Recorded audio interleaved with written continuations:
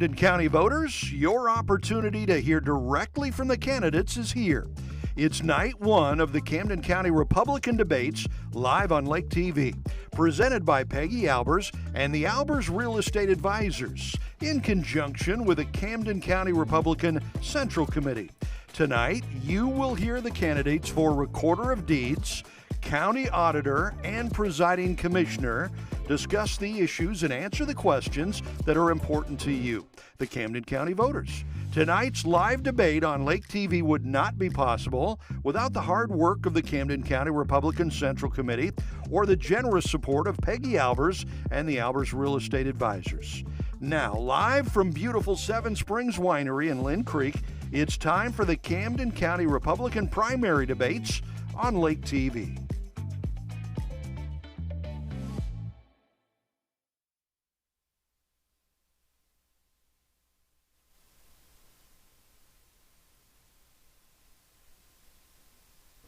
Can you hear me? Okay, sorry about that. We are live here at Seven Springs Winery. We have the first night of 2 nights with the Camden County offices up for election. And we're going to get things started off here in just a minute. I want to make a couple quick announcements. When you leave here today, make sure when you go out, you head to the left. It is a one-way, so don't go right, go to the left. We've also got the Republican Club set up here tonight. We've got some giveaways in the back, and they've also got some pretty good stuff I think you want to look into, memberships and things like that if you're interested there. Les, do you want to show them kind of what you're giving away there? Stand up and show that. Yeah, sure. Here you go. Yeah, welcome everybody. We really want to appreciate everybody coming tonight and want to thank the Central Committee and all the hard work they've done, especially Matt Burns and Dave Maupin for arranging this and being here at the winery. So thanks very much for what they're doing tonight. And it's a great opportunity for each one of you to be here and see what's going on. We do have from our Republican Club, we've got a water bottle and a bag that celebrates the 250 years, which is coming up. And each of you are welcome to take one, and they're free. If you want to make a donation to the club or that type of thing, that's fine. But welcome, everyone. Thank you, Les. At this time, I'll ask the current presiding commissioner, Ike Skelton, to come up and say a few brief words. Yeah, just grab one of those mics. Good evening. Thank you for having me. I appreciate you giving me a few minutes to do this. You know, freedom of speech, debate, open dialogue between candidates and ourselves and the community is one of the most important things that we can have in America. And knowing who your candidates are and what they stand for, because we are a representative republic, we're not a direct democracy. So we need to have these individuals and we need to know who they are and how it is that they're going to represent us in whatever offices they seek. So please give them the opportunity to say what they've got to say, listen to what they have to say. I'm sure Professor Paisley is going to give them a good grilling, and Matt and them. But there's something about really slick politicians, because most of them can dazzle you with a little bit of brilliance, but they can baffle you with a lot of BS. So one of the things you need to make sure of whenever you hear any individual talk, and even me, ask questions. Ask the questions that you want to actually have the answers to, not necessarily what is being presented this evening. Hem them up after they're done here. Don't let them leave. Put them in a corner somewhere and ask them questions. Get with them somewhere else and ask them some more questions. Find out what it is that they're going to do to represent you in whatever office that it is they're going to ask for and possibly get. So that's all I have. Thank you very much, and certainly you can vote for Ike Skelton on August 4th. Thank you all.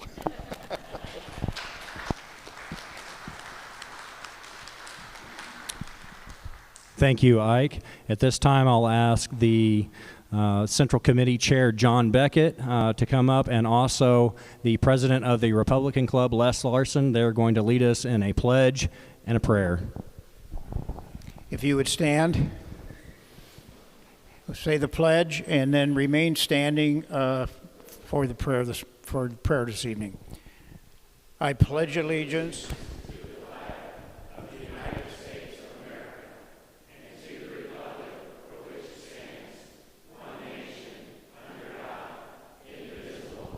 liberty and justice for all. Would you bow your heads? Heavenly Father, we come to you humbly tonight and ask your favor over Camden County. We ask your favor over the United States of America.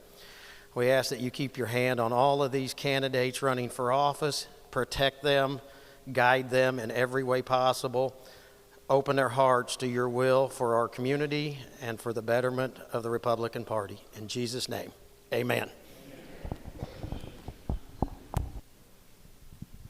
Thank you.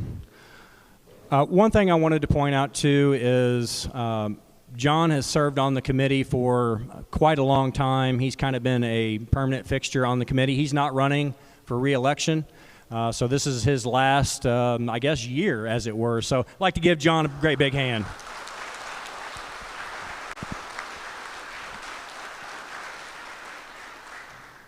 Also, two other notes. We do have Camden City police officers here tonight, just in case you all get out of hand, which I don't think you will, but they are here. And we have our Sergeant at Arms, Mark Cordula. You probably know him from Ozark Law. Where is Mark hiding at?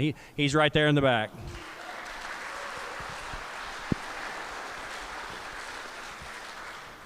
So what we're going to do is we're going to take a short little break here. We're going to ask our candidates to come up, Donnie Snelling and Drew Wolfolk, I believe is how you pronounce it. We're going to ask them to come up. We'll get them in place, and then we'll start in on this debate.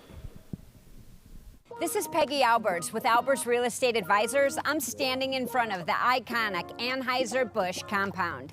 This property sits on 36 acres, 4,000 feet of waterfront, and you can't believe it unless you see it. So guess what? We're gonna have an open house Saturday, the 13th from 10 to 6. We're inviting realtors and investors. So bring your friend and come check it out. We're gonna have four-wheeler, we're gonna have tours, you can check out the houses and the most iconic boat dock sitting in Lake of the Ozarks.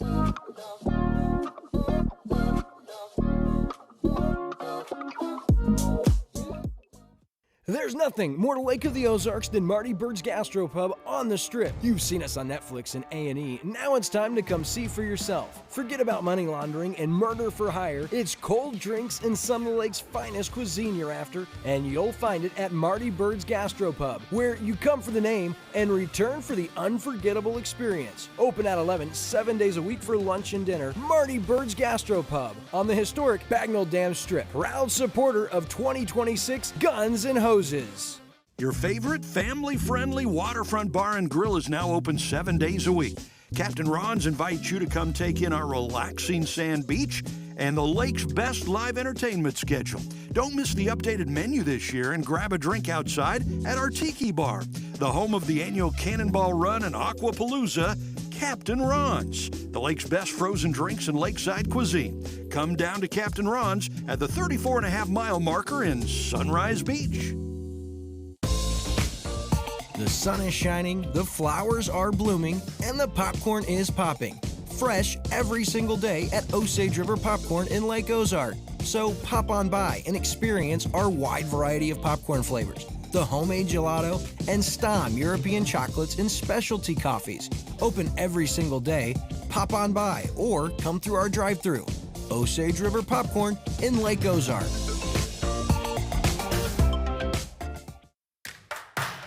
We got a red-hot cup of coffee for you this week. A lot to talk about. A big weekend at the lake. You're going to recap that for us. Yeah, the Vivi Joe Barbie Poker Run takes center stage. Plus, what's next for the Oasis development following Jeff Hagenhoff's company's bankruptcy? Yeah, the Outlet Mall gets final approval from the city. Camden County Prosecutor's Office needs more money. And the iconic Bush Estate is on the market. That and a whole lot more on this week's Cup of Coffee from Slumberland at the Lake.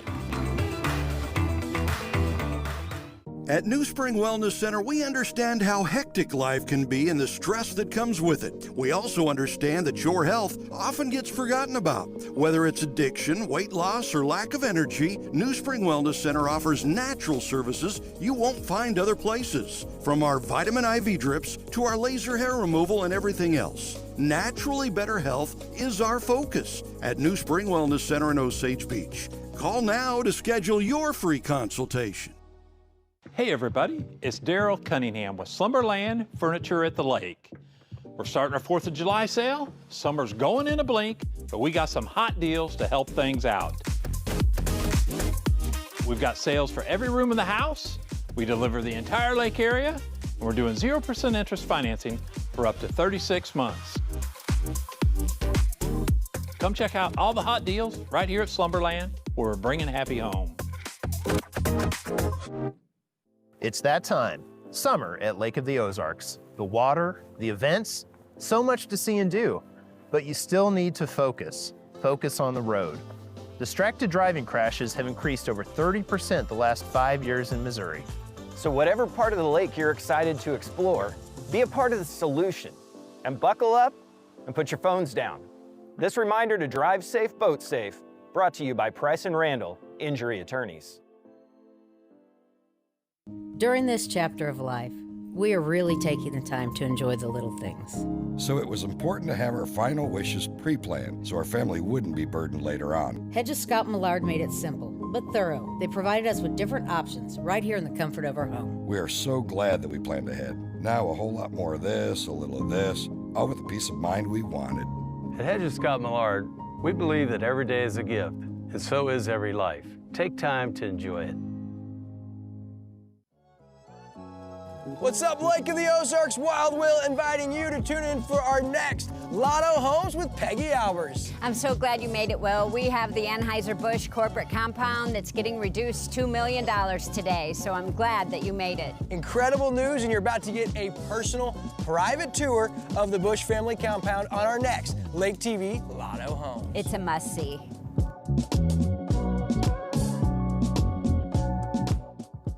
All right, well, welcome back. If you are watching online, we are live here at Seven Springs Winery, and you're watching this exclusively on Lake TV. We want to thank them for covering this event for us.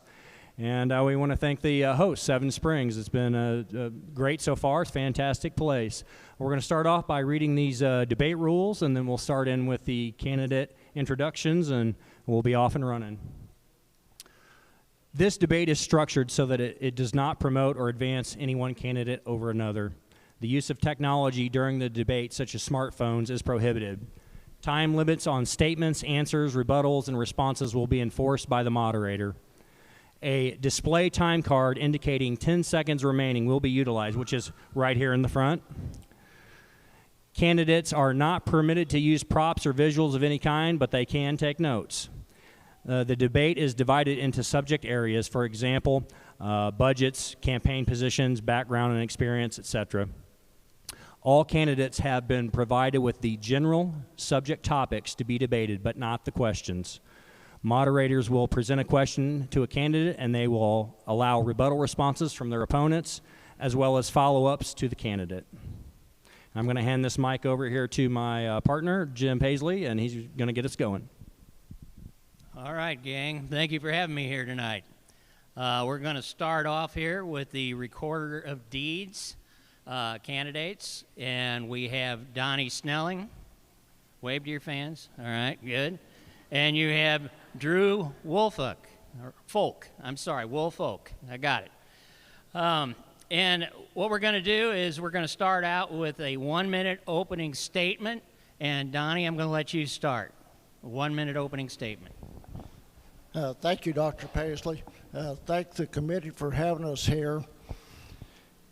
I'm Donnie Snelling. I'm a five-generation lifetime resident of Camden County. I was raised here my whole life, educated in Camden School District, owned a business here prior to getting into the recorder's office. And I've been married to my wife, Sandy, for 53 years, and the only thing I can say, she's a very lucky woman. But anyway, I want to thank all the voters for letting me serve as your recorder for the last 27 years and asking for another chance to do so on August 4th. Thank you, sir. Thank you. Drew Woolfolk. My name is Drew Woolfolk. I've been a member of the Lake area since the early 90s. I graduated from Camden. My children go to Camden. My wife teaches at Camden. I love this county. I love the community. Just want to get a chance to give back to the community that raised me. I want to be able to serve you guys faithfully and honestly. and just give back. That's all I got. All right, thank you. So the first question will be to Drew. Drew, you are asking voters to replace an incumbent. What specifically is not working in the Recorder of Deeds office today? What would you do differently on day one? You have a 90 seconds to respond. Honestly, I don't have any issue with the way Donnie has run things. I don't think anything is broken in the office. I just know that cybersecurity and stuff like that is becoming a big deal. It's a big white-collar crime right now, title theft and all kinds of stuff like that. We need to move into the 21st century, innovate, look at new ways to protect people, protect their deed, protect their titles and their properties. Your property is your legacy. I want to try to enact some things as far as public outreach and awareness for keeping their title and keeping their property safe. Like I said, I don't have any problem with the way he's done things. I just want to serve you guys faithfully and do a great job for you. Thank you. And when you're speaking, if you'll pull that mic in just a little bit closer, yeah, about right there, you'll be good. Donnie, you have a 30-second rebuttal to that if you want it. Drew's correct. Cybersecurity is getting to be a big deal, not only in the recorder's office, but nationwide on everything. But when it comes down to what the recorder can do to prevent cybersecurity, let's not kid ourselves. There's very little we can do. If these guys can hack the federal government, huge hospitals, insurance companies, and personally, we're protected as well as we can be through the cybersecurity of the county and through my software vendor. Thank you. Thank you, Donnie. And Drew, a 30-second follow-up if you want it. Okay. All right. We'll move on to the next question. All right, gang. Question number 2. And we'll start with Donnie Snelling. And you guys kind of led me right into this one. Cybersecurity and digital fraud involving property records are increasing nationwide. What specific protection has your office implemented to protect Camden County residents from deed fraud, identity theft, and fraudulent title transfers? Okay, as I said earlier, there's nothing that me personally can do, and probably 99.9% out there, because the technology that these guys use is so advanced, it blows the common layperson away. Our county, they contract for cybersecurity with a company out of Jeff City, and they do a good job. But before they came in, our county was hacked twice. The vendor that I use for my recording software, both times we got hacked, he's came in, recognized we were hacked before even some of our IT department did. He came in and assisted the county getting back online, and my office was not down for days, weeks, or months like a lot of the county was. My office was back up running the next day, and we would have been up running the same day if we would have got earlier notification that we had been hacked. And as far as the fraud, the deed protection, I've got some handouts that I can't show, but we have a free policy provided by my company and my software vendor that you can sign up for. And if you'll get together with me after the debate, I'll be happy to give you the information where you can go to it and sign up. And this is a free service offered through our software vendor. Thank you. Thank you. Drew, you have 30 seconds for a response. We need to innovate, be more open to a newer, other companies to protect us, not just one. I mean, I know they've worked for us for decades, I guess, but there are others out there. We need to be looking at budget-friendly, but also effective. Leave it open to more companies to come out and try to show us how much better they can protect us than the last guy. Okay. Donnie, 30 seconds more. I'd love to find more companies, and I've talked to the commissioners about it before. In our specific area, it's hard to get more companies to come in, and that's why I'm very comfortable with this high county. And as far as budget friendly, my outlay to them every year is it's less than $18,000, and that's for all of the updates, the security, and everything. Thank you. The next question is to Drew. If you uncover inefficiencies or problems after taking office, would you commit to publicly disclosing them, even if it reflects poorly on prior county leadership and staff? 90-second response.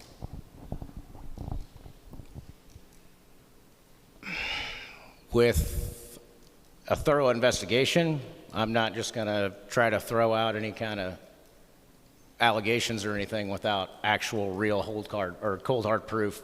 And I mean, it also depends on if it's coming from the top or if it's coming from the workers underneath. That's a tough one. I would expose the fraud if I could prove it, but I'm not just going to go looking for it if it's not there.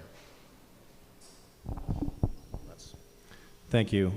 And Donnie, 30-second rebuttal. I'd welcome anyone to come into our office and investigate however they want to. In fact, we're going through a state audit right now.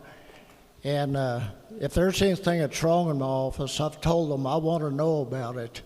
And my staff, I've got a 37-year employee, a 25-year employee, and a 24-year employee.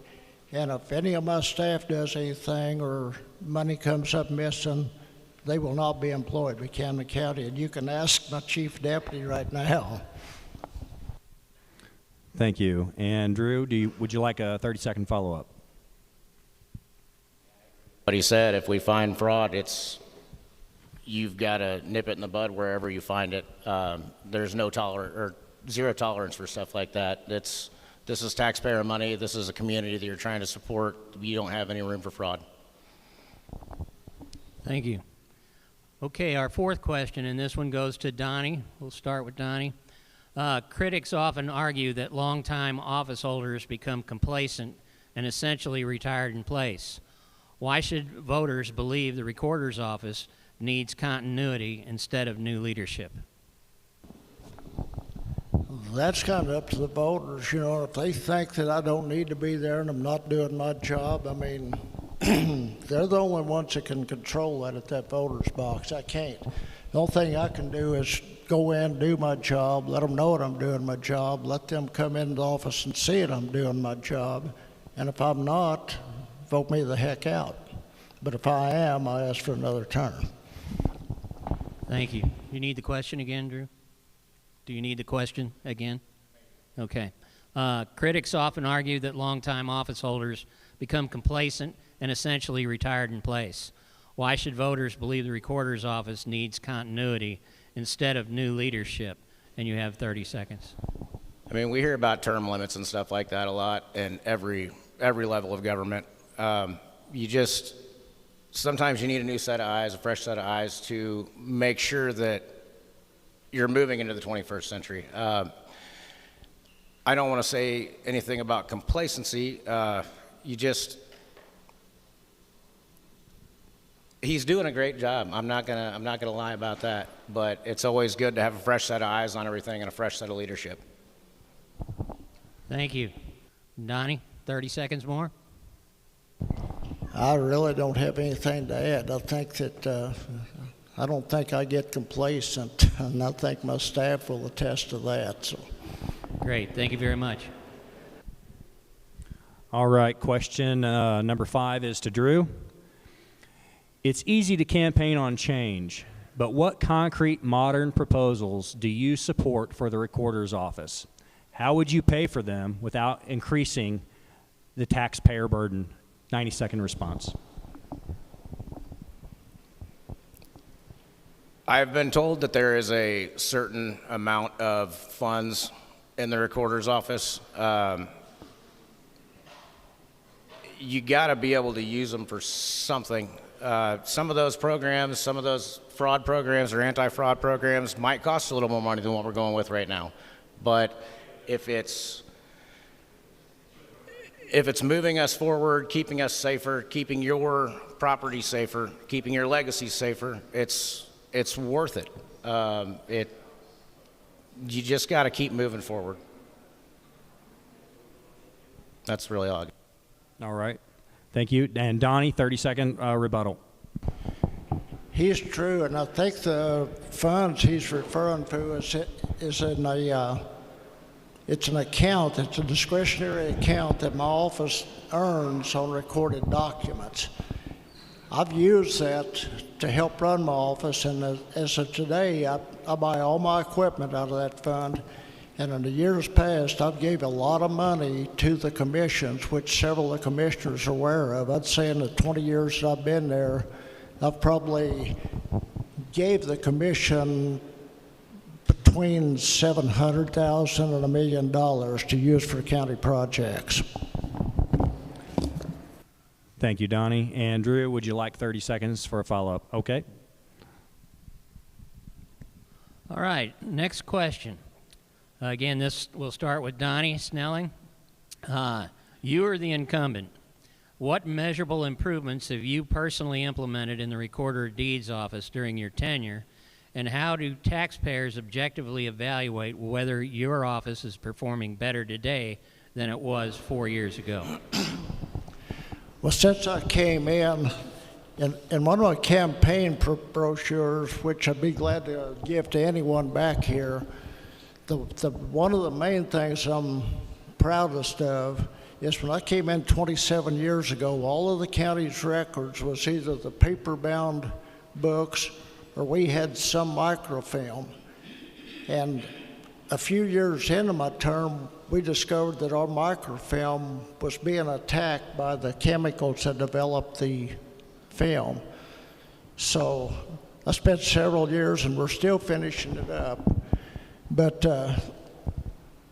there was no backup. The microfilm was stored in the office where if we had a fire or a tornado, our records are gone, like it was in 1902 when the courthouse burned. Right now, I've got a digital image of every record in the office, including marriage license, DD-214s, and all that, but we're backed up on a server in the courthouse. I'm backed up at my vendor's office on a server. He's backed up on another server at another one of his offices, and right now all of our records are backed up on 5 different servers. So if anything happens, we can be back up running the next day. Thank you, sir. Drew, 30 seconds to rebuttal. As far as digitizing the files, I mean, that's just commonplace now. You gotta make them available. I know there's some stuff as far as weights, holding up realtors, holding up title offices, stuff like that.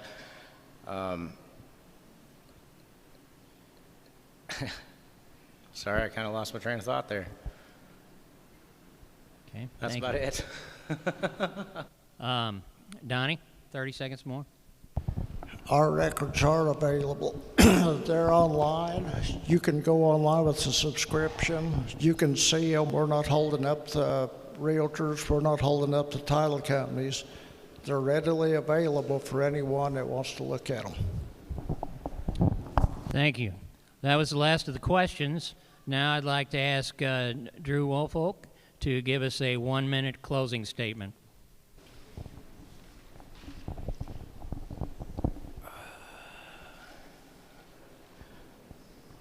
As you can see, I'm not big on public speaking, but I will tell you that I am devoted to Camden County. I've been devoted to all of you, our taxpayers, our community, our citizens. I just want the opportunity to represent you guys faithfully and honestly. I want to be there in the office every day if you have a question or need something. I don't want you to be going there looking for me. I'll have an open door policy.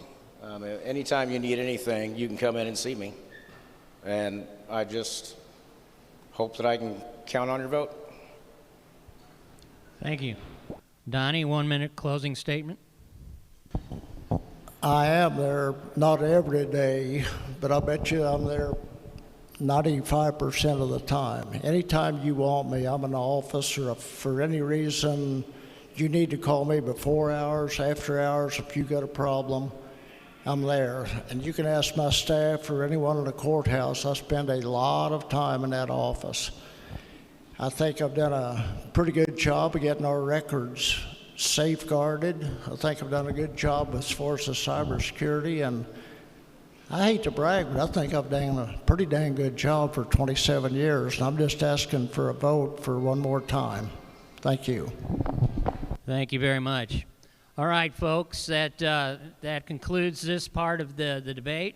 We're going to take a 5-minute break, and I'd like to ask the candidates for auditor to come on up front, and we'll get set up for the next section.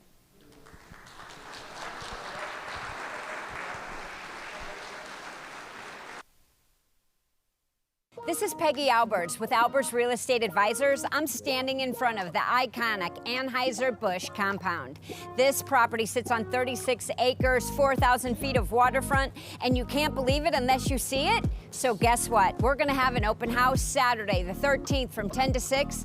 We're inviting realtors and investors. So bring your friend and come check it out. We're gonna have four-wheeler, we're gonna have tours, you can check out the houses and the most iconic boat dock sitting in Lake of the Ozarks.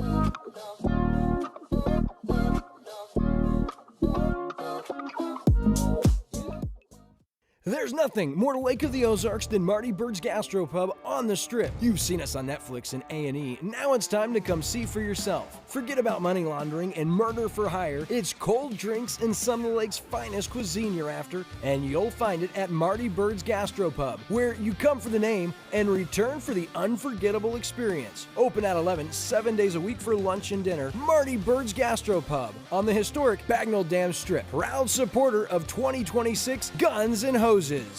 Your favorite family-friendly waterfront bar and grill is now open 7 days a week. Captain Ron's invites you to come take in our relaxing sand beach and the lake's best live entertainment schedule. Don't miss the updated menu this year and grab a drink outside at our Tiki Bar, the home of the annual Cannonball Run and Aquapalooza, Captain Ron's, the lake's best frozen drinks and lakeside cuisine. Come down to Captain Ron's at the 34.5-mile marker in Sunrise Beach. The sun is shining, the flowers are blooming, and the popcorn is popping. Fresh every single day at Osage River Popcorn in Lake Ozark. So pop on by and experience our wide variety of popcorn flavors, the homemade gelato, and Stom European chocolates and specialty coffees. Open every single day. Pop on by or come through our drive-thru. Osage River Popcorn in Lake Ozark.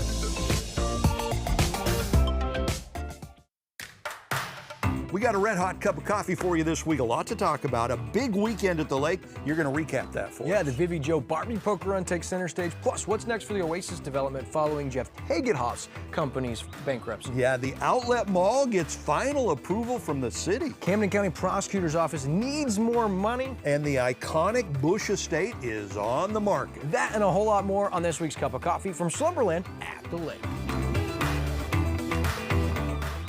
At New Spring Wellness Center, we understand how hectic life can be and the stress that comes with it. We also understand that your health often gets forgotten about. Whether it's addiction, weight loss, or lack of energy, New Spring Wellness Center offers natural services you won't find other places. From our vitamin IV drips to our laser hair removal and everything else. Naturally better health is our focus at New Spring Wellness Center in Osage Beach. Call now to schedule your free consultation.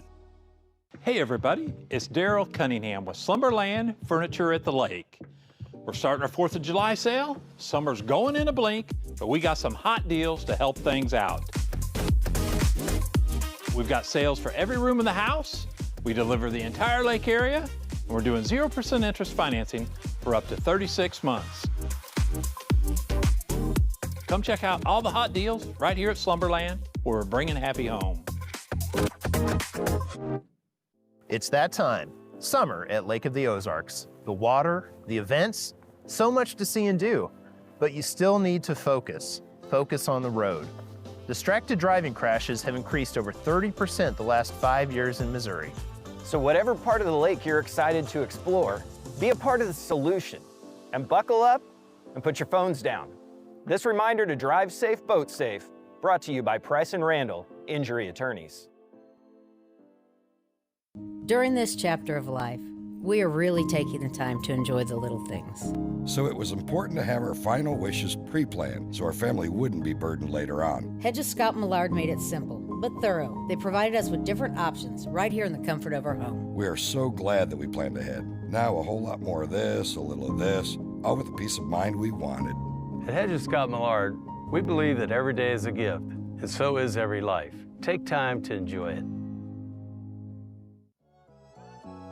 What's up, Lake of the Ozarks? Wild Will inviting you to tune in for our next Lotto Homes with Peggy Albers. I'm so glad you made it, Will. We have the Anheuser-Busch corporate compound that's getting reduced $2 million today, so I'm glad that you made it. Incredible news, and you're about to get a personal, private tour of the Busch family compound on our next Lake TV Lotto Homes. It's a must-see.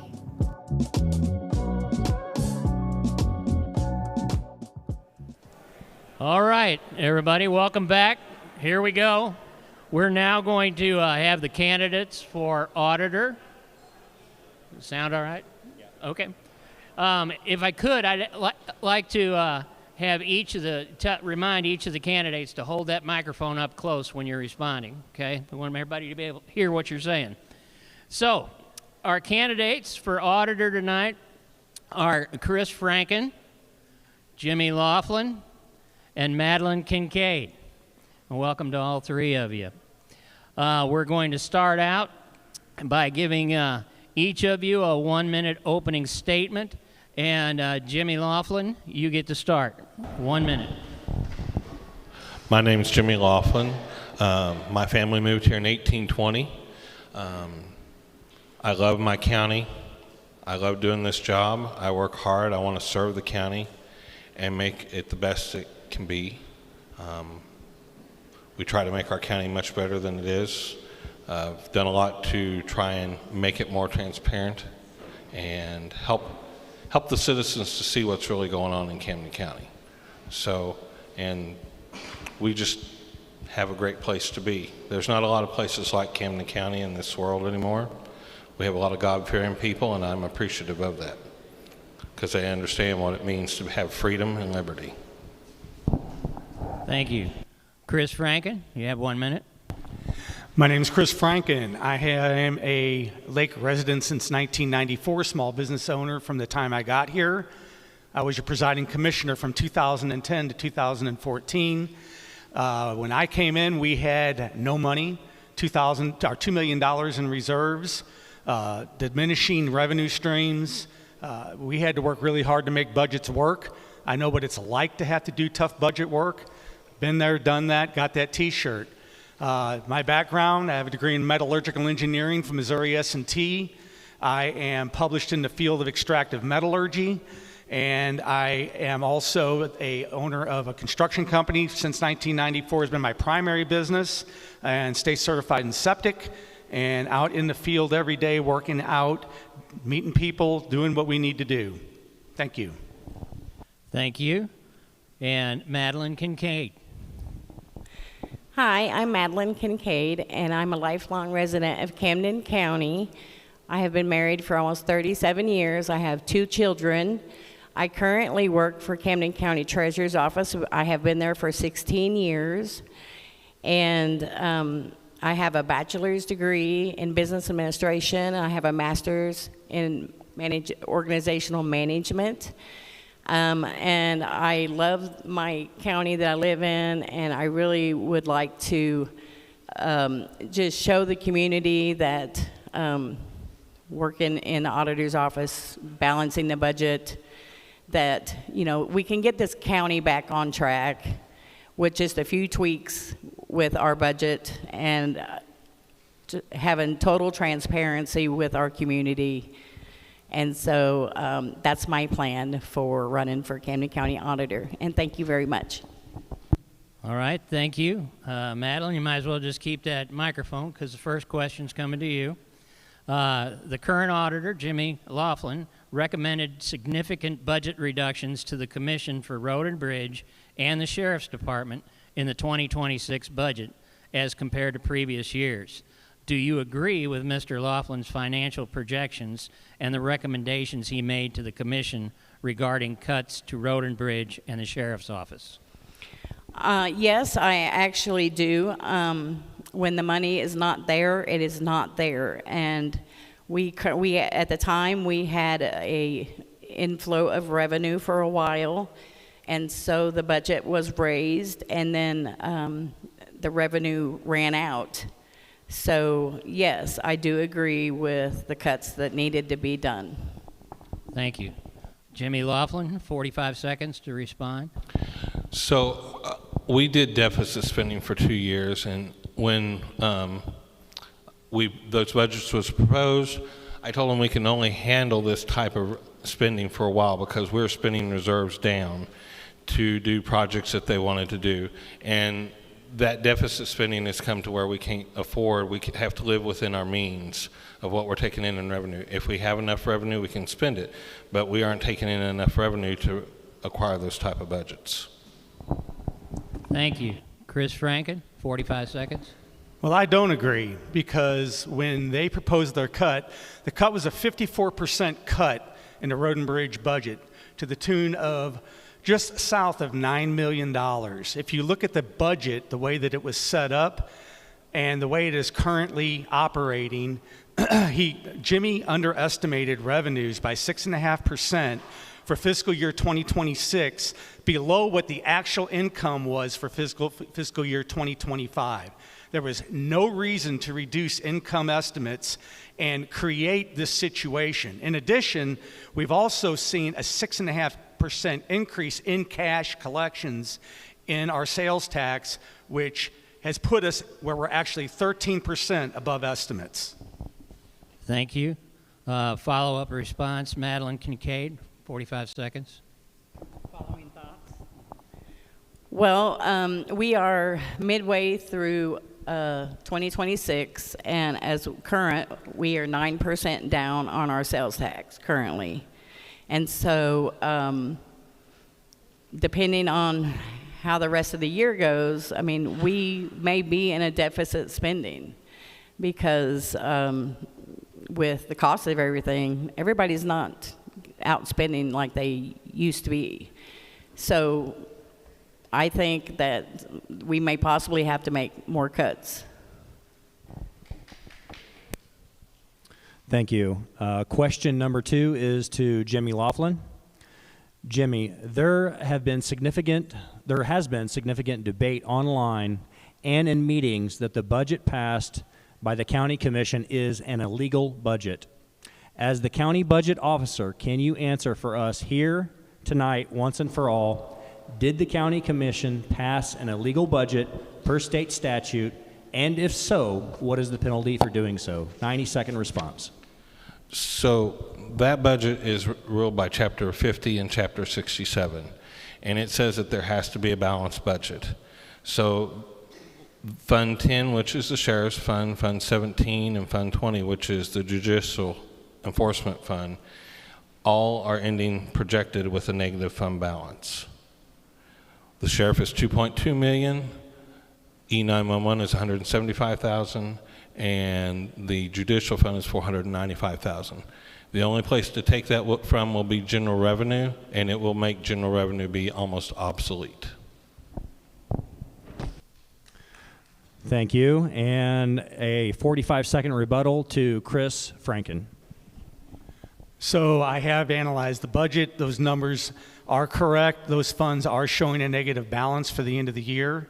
However, part of the reason why those negative balances are being shown is because revenue has been underestimated intentionally, again, by the percentages, 6.5% below actual dollars collected last year. And we are actually 6.6% up year to date up to May, because for some reason we still don't have our June numbers. And that being said, they still may be negative, but the way that the budget was put together, it created these negative fund balances on those two accounts. And if things had been handled a little bit differently and revenue had been applied appropriately, that may not be the case. Thank you. And Madeline Kincaid, 45-second rebuttal. Well, like I said before, I work in the Treasury's office, and as of May, the sales tax is down 9%. So with that being said, I mean, our county budget is governed by state statutes. We cannot run in a deficit. The only way you can run in a deficit on a budget is if if you have authorization to run with the debt statutes. So you should always not be in a deficit. And if our sales tax keep going down, that's where we're at. Thank you. Thank you.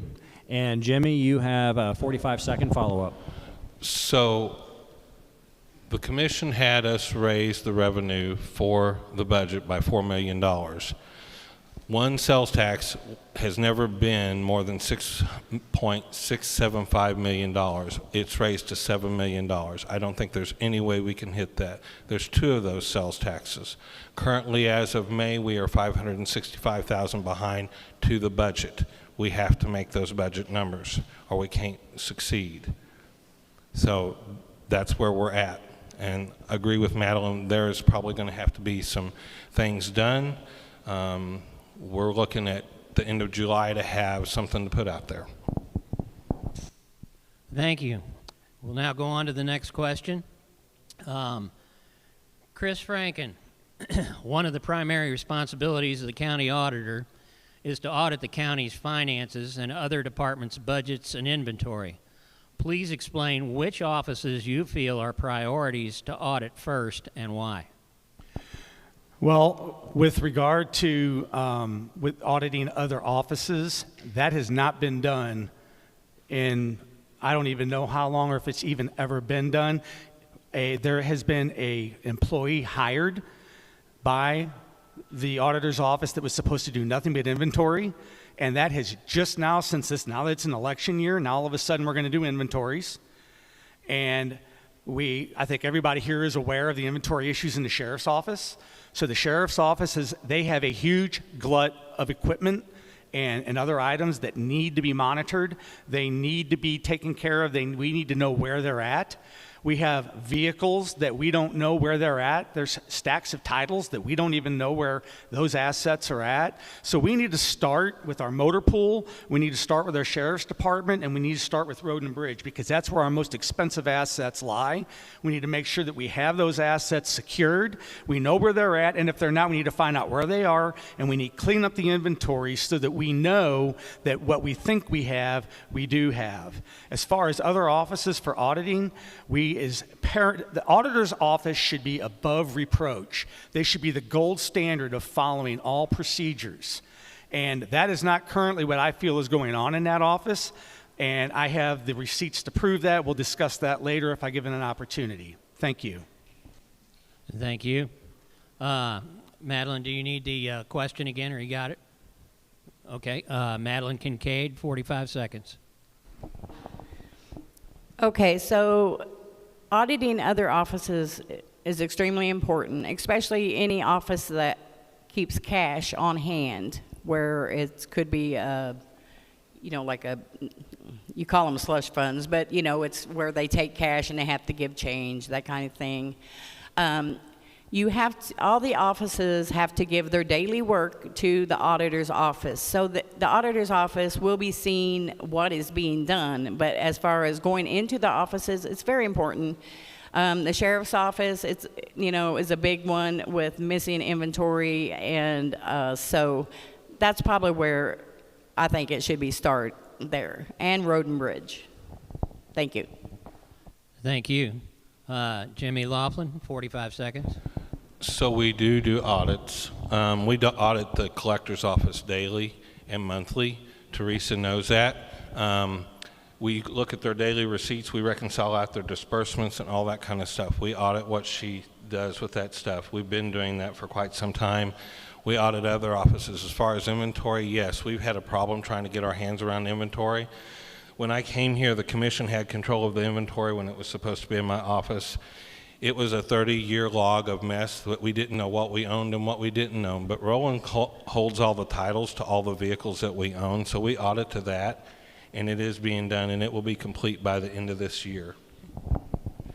Thank you. Chris Franken, 45 seconds follow-up. Again, I'm going to say that we need to get a handle on especially all of our larger assets and make sure that all of the offices are following our financial protocols that are in place. We have a handbook that tells you how you're supposed to handle yourself with regard to your finances in your office, and we need to ensure that those policies are being followed. I also want to springboard back off of this and say that we are not 90% down on our sales tax. I have the spreadsheet from the Treasurer's Office. We are up 6.6% year to date, year over year, up to May. So those numbers are simply not right, and that's why you need me. Thank you. Question number 4 is to Jimmy Laughlin.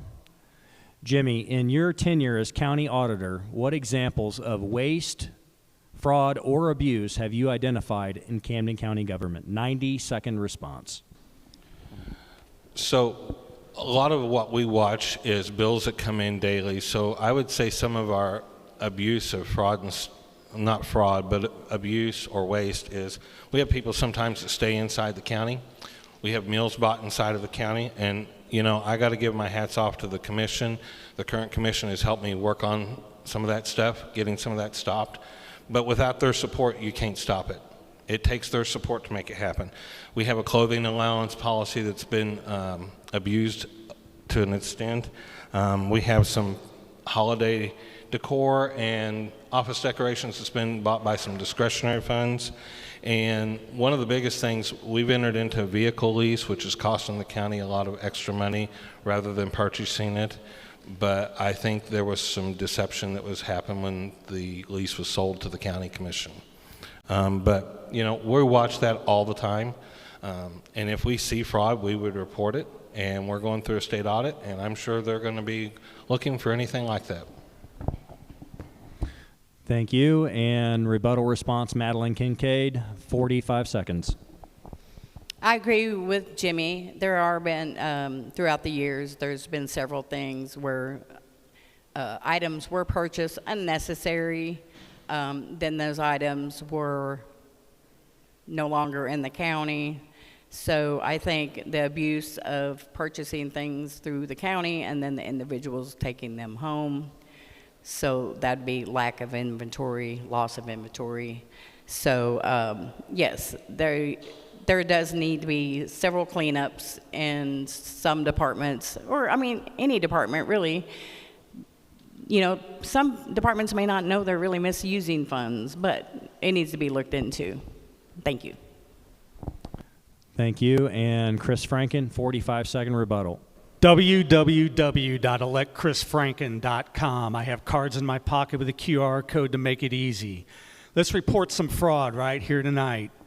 So I have the receipts, the ledgers on my website right now that show where Jimmy Laughlin pushed $1.1 million worth of bills that were not approved by the commission, which are required to be approved by the commission.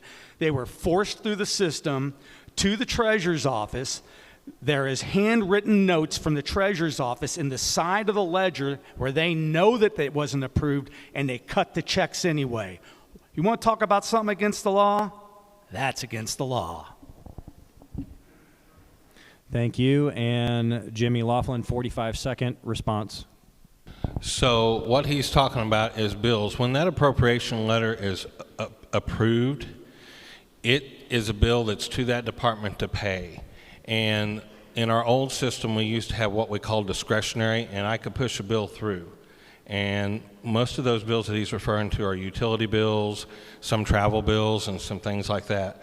But there was nothing that nobody didn't know about. All were appropriate bills. Thank you. We now move on to question 5. Chris Franken, as a former commissioner, did you ever raise formal concerns about the half-cent sales tax distribution and whether it was appropriately distributed to Road and Bridge and the Sheriff's Office? If yes, explain where the voters can find that information. If not, why not? So, as I indicated in my opening statement, whenever I took office, we had very little money, we had virtually no reserves, and we had to meet the bills. And a lot of the money from that sales tax it's just referenced was being used to pay employees. So we didn't have the ability to be able to shift the money around and give Road and Bridge or the Sheriff's Department more of that money until we got the ship righted. And it took 4 years to get the ship righted and get our finances back on track. And there is no doubt that every sales tax that has ever been passed in this county has been passed on the back of Road and Bridge and the Sheriff's Department. Nobody in this county is passing a sales tax because they want to give rank and file employees more money per hour. I don't mean that mean, it's just the facts. And because of that, we have a responsibility to do our best to put as much money to those two services that the public uses the most, which are the Road and Bridge Department and the Sheriff's Department. So while I was unable to do that, we did actually take more money and did push it towards the Road and Bridge Department, maybe not specifically specified from that particular sales tax, but when I took office, we weren't doing hardly any asphalt overlays, and when I left, we were up to 12 miles a year. So we did get more money pushed to the Road and Bridge Department, and we also worked with the Sheriff's Department because their cars were out of date, and we worked really hard to get that fixed. Thank you. Jimmy Laughlin, 45 seconds response. So every year the budget is reviewed, and in the appropriations order approved by the commission tells how the money is going to be spent, including the revenues that come in and the money that goes out. It's all in that appropriations order. And where their financial plan or where they want to spend the money or they want to dictate it to. And it's all there.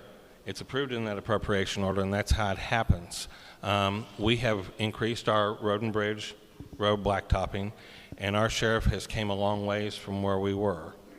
Thank you. Thank you. Madeline Kincaid, 45 seconds for rebuttal.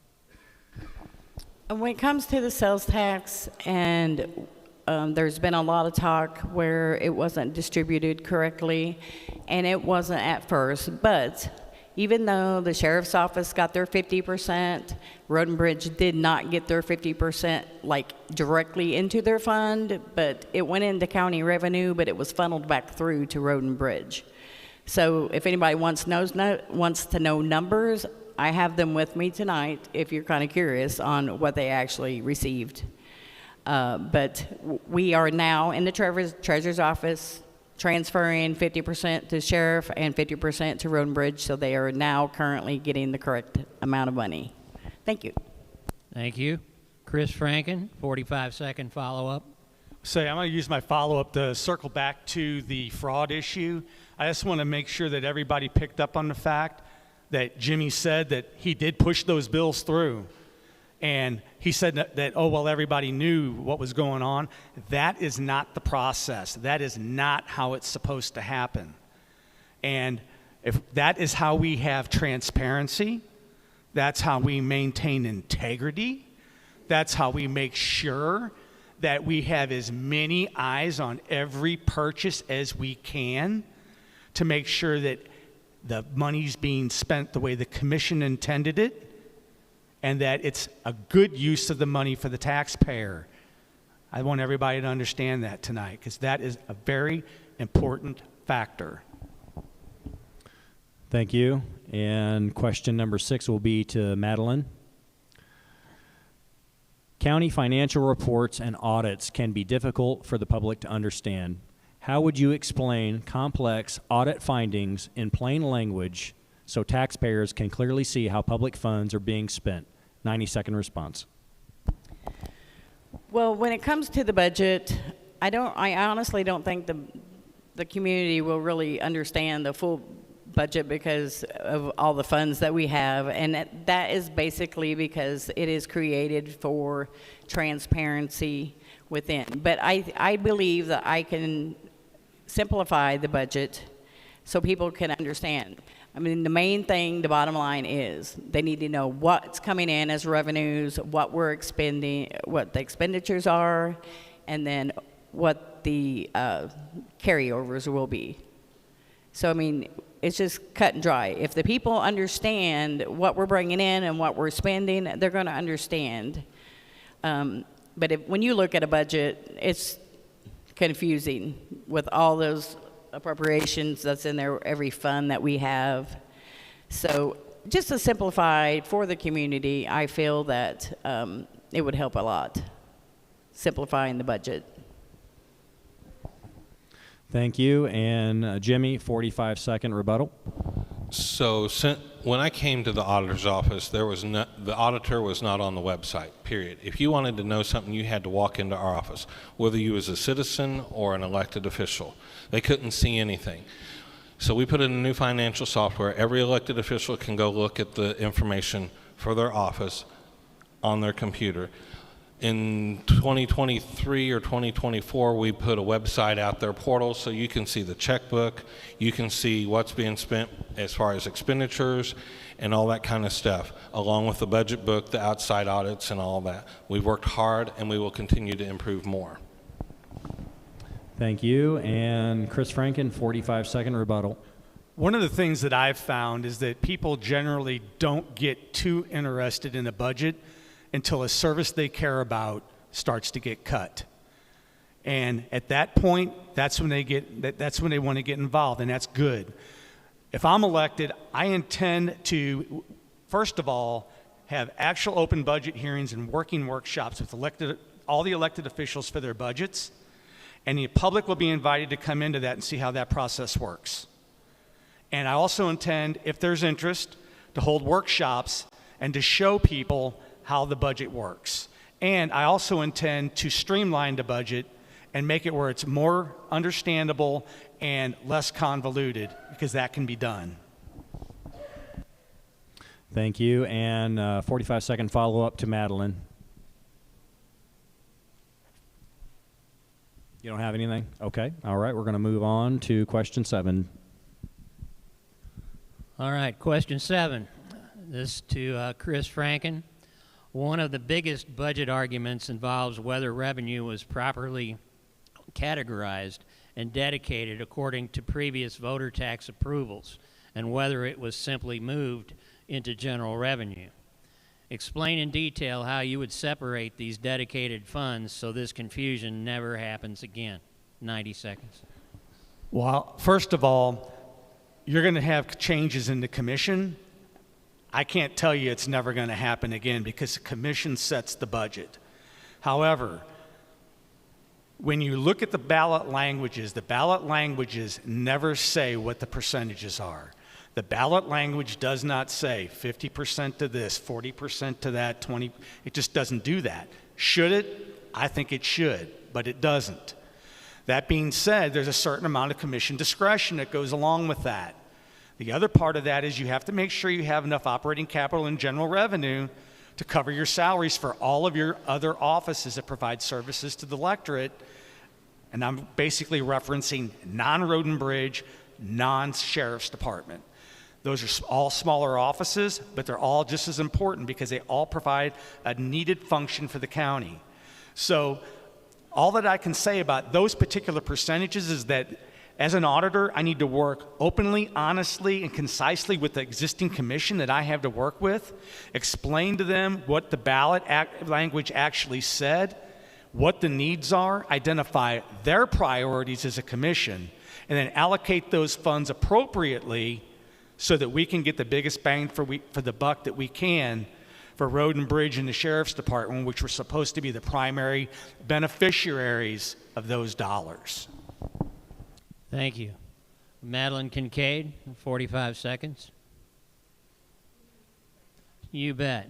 One of the biggest budget arguments involves whether revenue was properly categorized and dedicated according to previous voter tax approvals or whether it was simply moved into general revenue.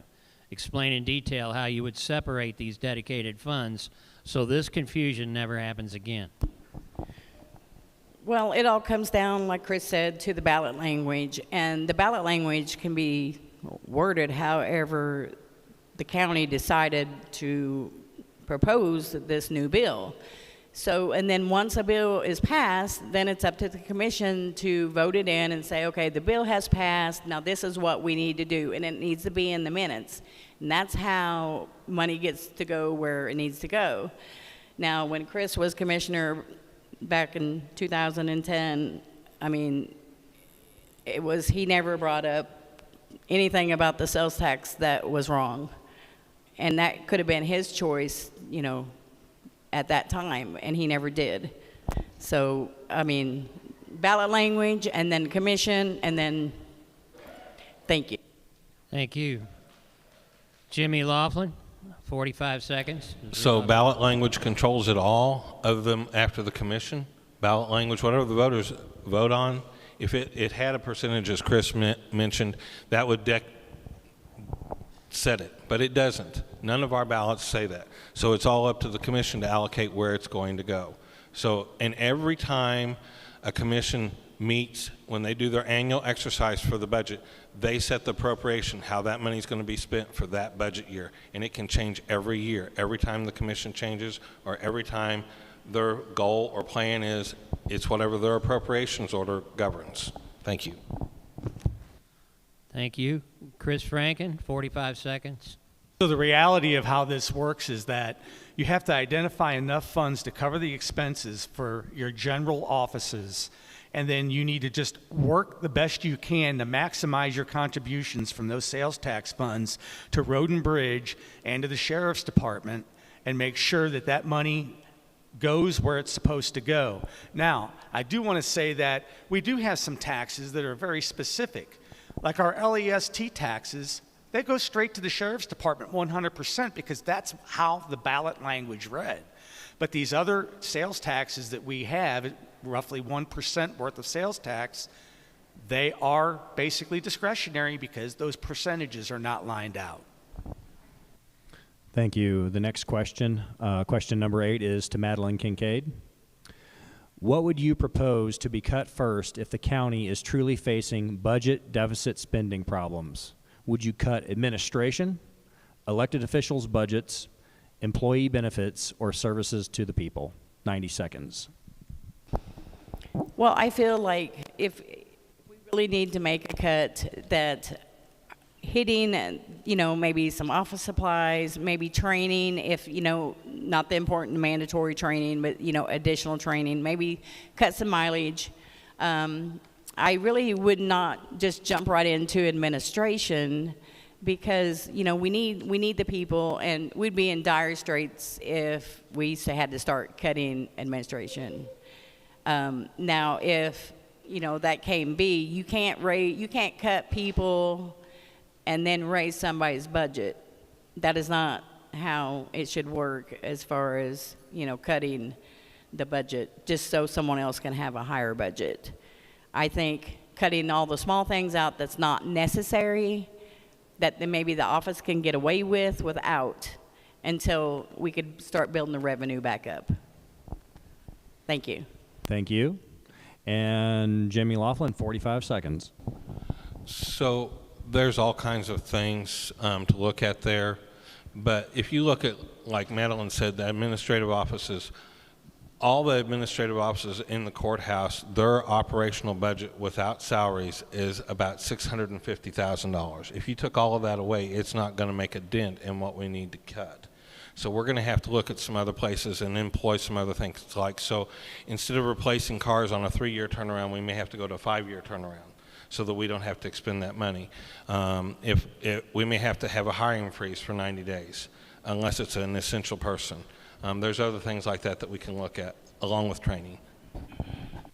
Thank you. And Chris Franken, 45 seconds. So what I would first say is that cutting the budget is not the auditor's job, it's the commission's job. And having been in that seat and had to cut the budget, we had to do a 10% cut in the budget when I was commissioner. The way I handled it as a commissioner was everybody got to play. Yes, you don't get big dollars from every office, but we needed a 10% cut. Everybody got to cut 10% out of their budget. They got to decide where it came from. They got 3 weeks to do it. If they didn't cut 10% out of their budget, then we did it for them. We didn't have to do it for anybody. They all did it. So what I would say about any cuts is everybody should get to play, and everybody should feel the pain a little bit, and that's how you handle that. Thank you. And 45-second follow-up to Madeline Kincaid. I just feel like depending on what is going on with our budget, how low we are, will depend on what cuts need to be done. It's something that you can't take lightly. You really need to think about it, and everybody, all departments will need to be involved to see where we can cut the most to make the best decision on how, now I lost my train of thought. So I think everybody needs to be involved, though. So thank you. Thank you. We'll now move on to question number 9. This for Jimmy Laughlin. The 2026 budget itself warns that continued deficit spending and use of working cash reserves is not sustainable for the long term. Why did it take a budget crisis for that warning to become obvious to the public? You have 90 seconds. So every year in my budget that I put out on the web that makes it available for everybody, the last 2 years I've had warnings in the letter to the commission and the citizens. It's the first 3 to 5 pages of the budget book. And this year it was even a little more stern, I guess or forceful, or whatever you want to say, about the deficit spending and what it was driving us to without our revenue. So, what happens is you're spending more than what you're taking in revenue, so you have a shortfall. So it has to come out of reserves or investments or wherever it comes from to make up that shortfall. And that's where we're at. Thank you. Madeline Kincaid, response? Our cash reserves, in my opinion, should not be added into the budget as far as part of the revenue. It's not new money. So I believe it should be based on your actuals. That way you're not inflating your revenues, because then your expenditures become inflated, and then that's where you become and have a deficit spending. So you need to keep your carryover out of the new money, and it's there. It's just going to be there in case it's needed later on. Thank you. Thank you. Chris Franken, 45 seconds. So this whole discussion of deficit spending really, it needs to fall back to a definition. So let's say you have a year where you take in $1 million more than you did the year before, but you didn't appropriate it.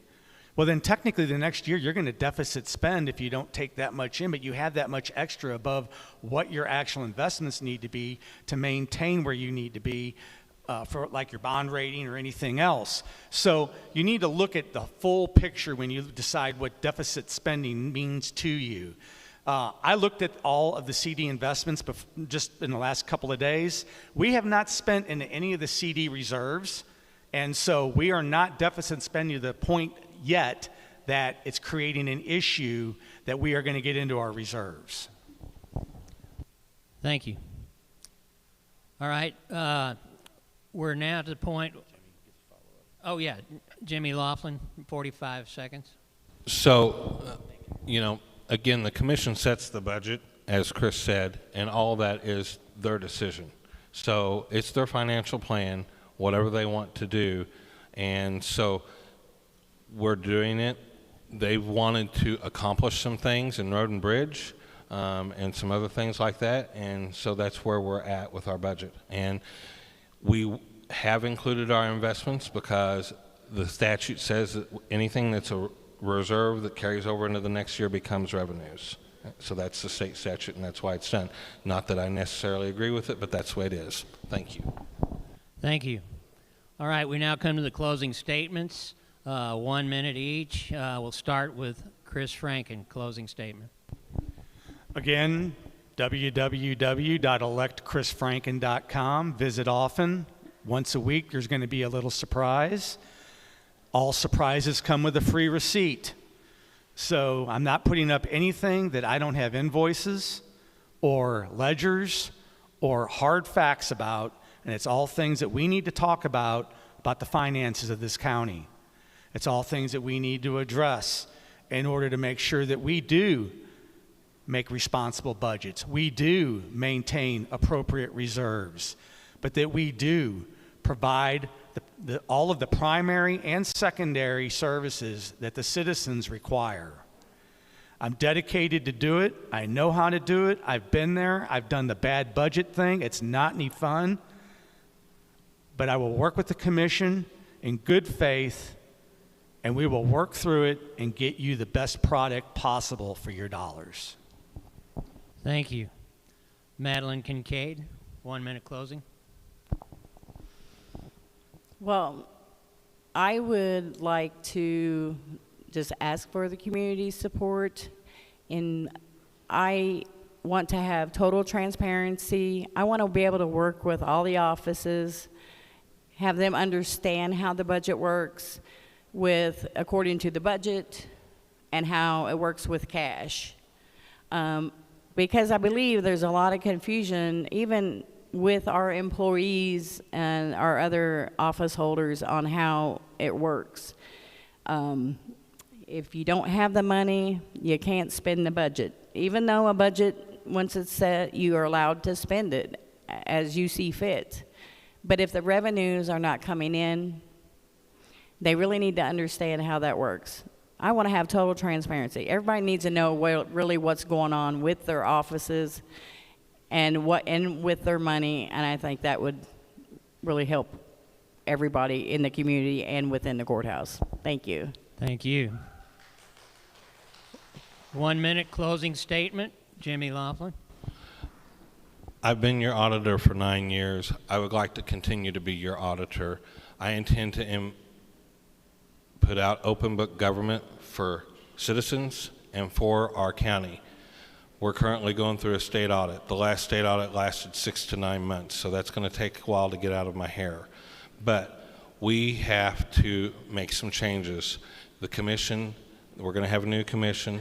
We're going to have to make some changes with what's coming up. There's nothing else that I can say about that. It will have to happen. We'll probably make adjustments this year.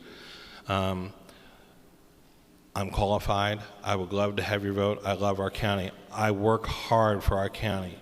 I work 60 to 80 hours a week for our county. I take it home and work to make everything happen for our county. This is not an easy job. I love the job that I do, and I would sincerely appreciate your vote, and I hope our county just continues to be greater than it is today. God bless our county, and God bless you all. Thank you to all of the candidates.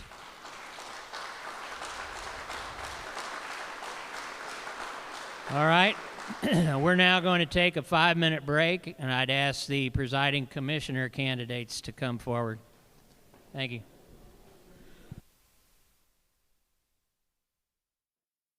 This is Peggy Alberts with Alberts Real Estate Advisors. I'm standing in front of the iconic Anheuser-Busch compound. This property sits on 36 acres, 4,000 feet of waterfront, and you can't believe it unless you see it. So guess what? We're going to have an open house Saturday, the 13th from 10 to 6. We're inviting realtors and investors. So bring your friend and come check it out. We're going to have four-wheeler, we're going to have tours. You can check out the houses and the most iconic boat docks sitting in Lake of the Ozarks.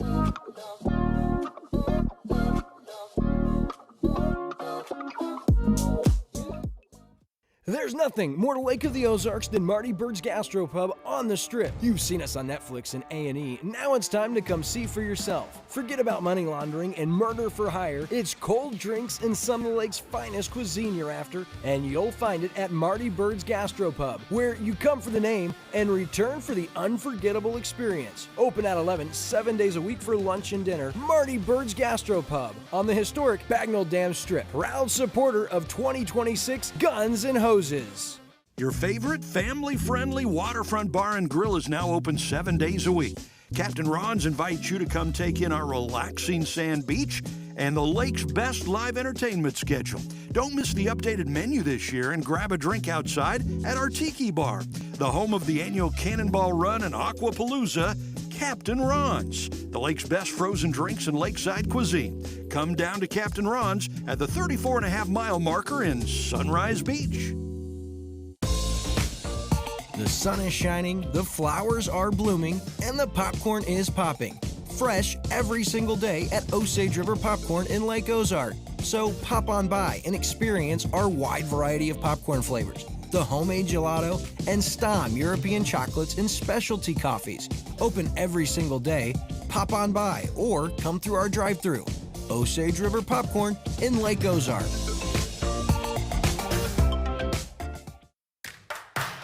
We got a red-hot cup of coffee for you this week. A lot to talk about. A big weekend at the lake. You're going to recap that for us. Yeah, the Vivi Joe Barbie Poker Run takes center stage. Plus, what's next for the Oasis development following Jeff Hagenhoff's company's bankruptcy? Yeah, the Outlet Mall gets final approval from the city. Camden County Prosecutor's Office needs more money. And the iconic Bush Estate is on the market. That and a whole lot more on this week's Cup of Coffee from Slumberland at the Lake. At New Spring Wellness Center, we understand how hectic life can be and the stress that comes with it. We also understand that your health often gets forgotten about. Whether it's addiction, weight loss, or lack of energy, New Spring Wellness Center offers natural services you won't find other places. From our vitamin IV drips to our laser hair removal and everything else. Naturally better health is our focus at New Spring Wellness Center in Osage Beach. Call now to schedule your free consultation. Hey everybody, it's Daryl Cunningham with Slumberland Furniture at the Lake.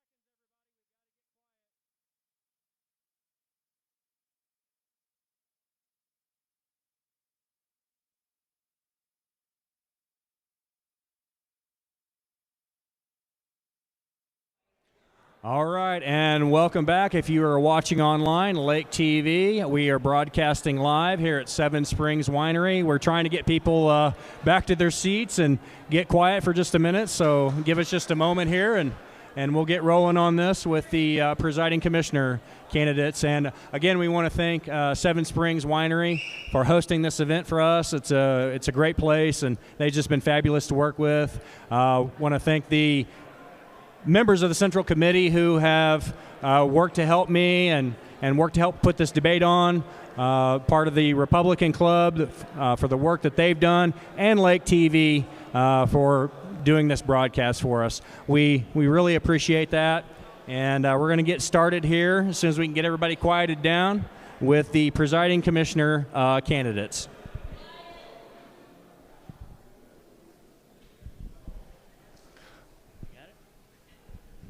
All right, here we go, gang. This is for the presiding commissioner. We have our candidates tonight. We have Kathy Campbell, Nick Sherrill, Bill Walker, Nathan Patton, Don Barrett, and Christina Hankinson, okay? And we're going to start out by giving each of them a 1-minute opening statement, and we will start with Nathan Patton. I appreciate everyone coming in here today, guys. I'm Nathan Patton. I'm running for Zion County Commissioner because I'm done with the BS. I've been for 37 years, and I've seen Camden County go to the swamp. I want to bring it back up to prominence. I want to have a Purple Heart in Camden County. We deserve it. We got the beautiful lake of the Ozarks that we enjoy.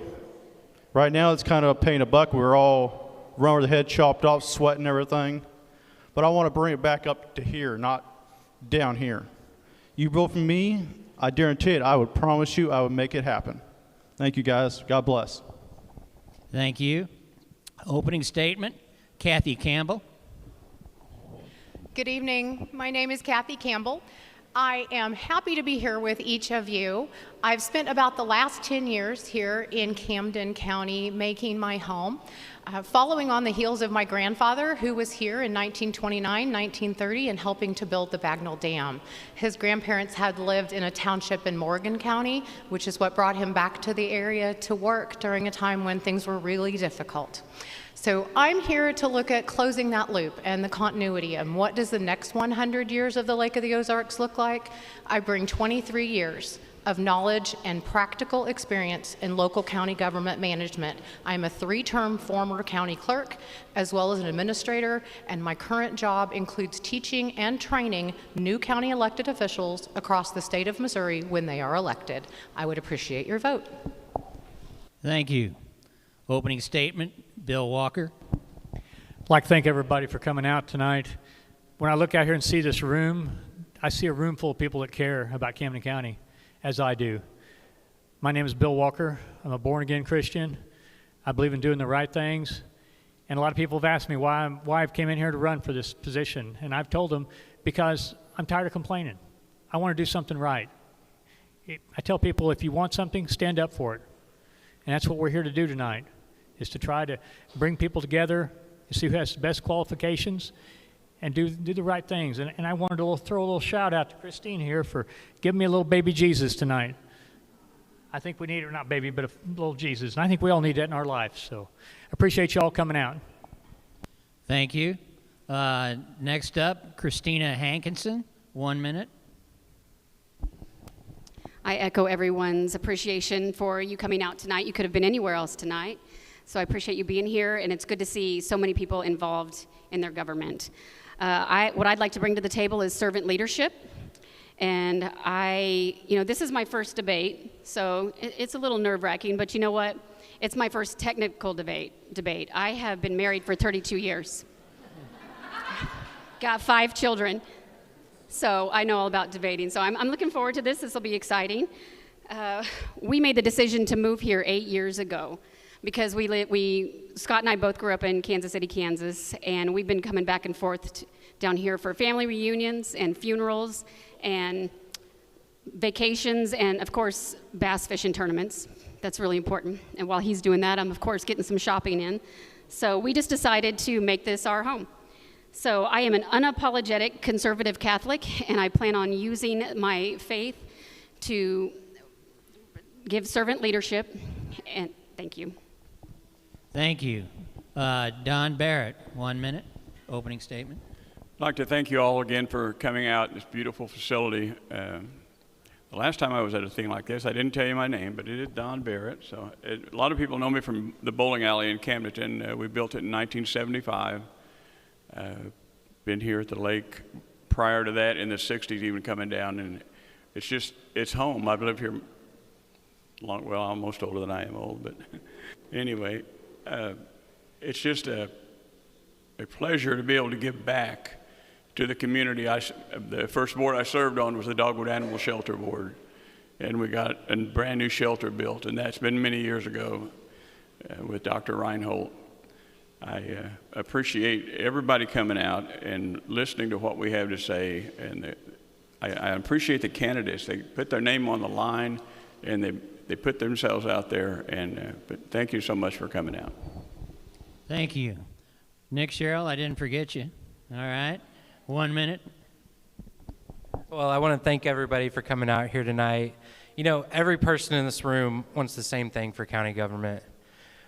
When you drive down a road, you expect the road to be safe. When you call 911, you expect help to show up.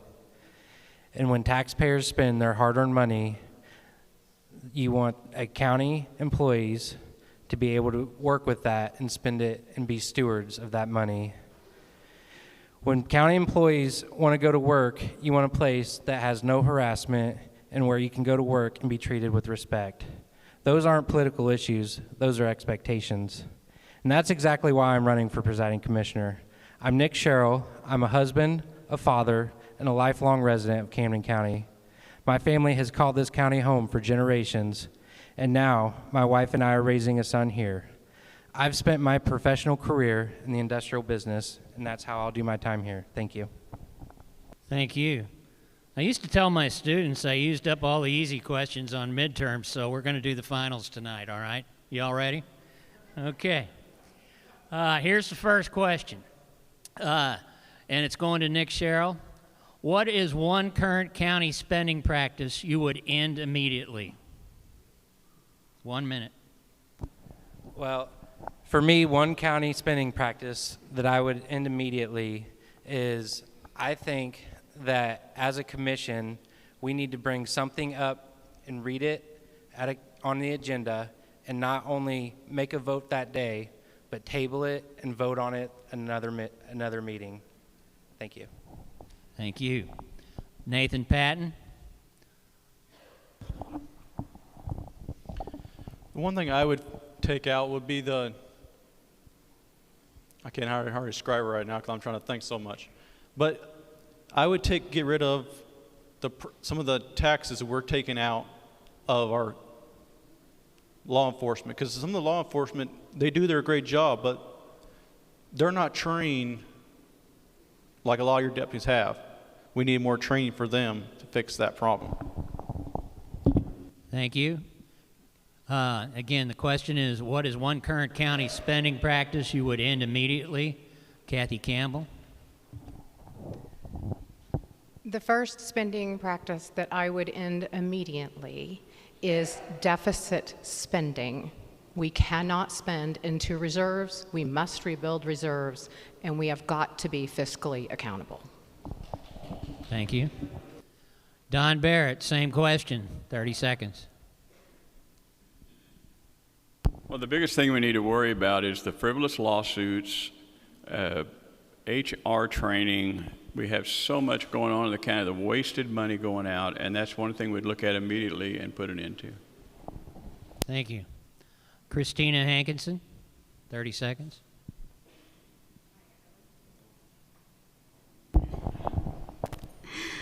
I echo Don with the frivolous lawsuits. So I would work towards communication and making sure that everybody understands the policies and procedures so that unnecessary lawsuits coming from possibly the county and the employees and even the prisoners, that all of that can be avoided with communication. Thank you. Again, the question is, what is one current county spending practice you would end immediately? Bill Walker. To narrow it down to one spending practice, I think would be kind of hard to do.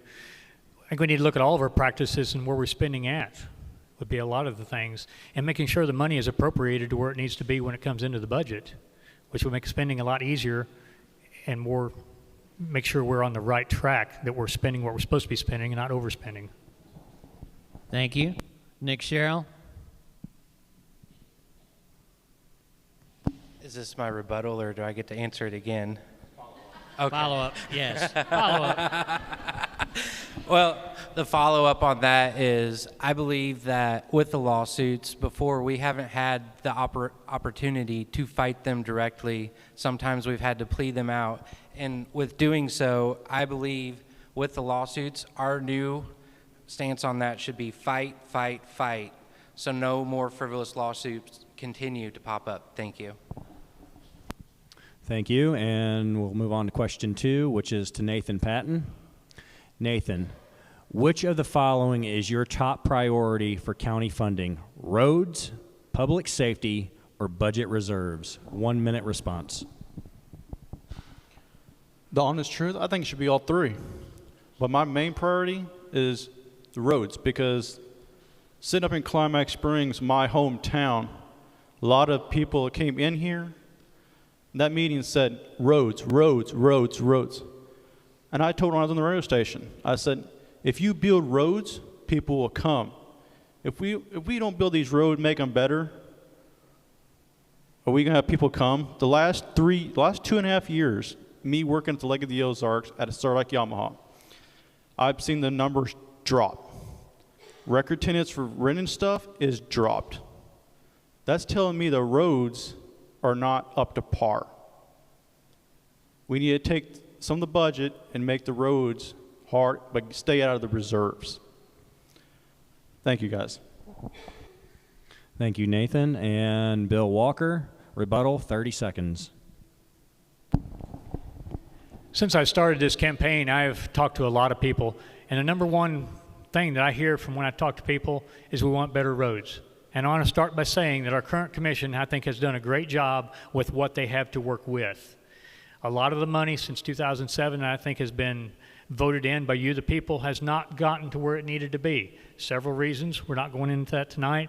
But I think with more money, we could fix a lot of the roads and make things better and make you all happy. Thank you. Thank you, Bill.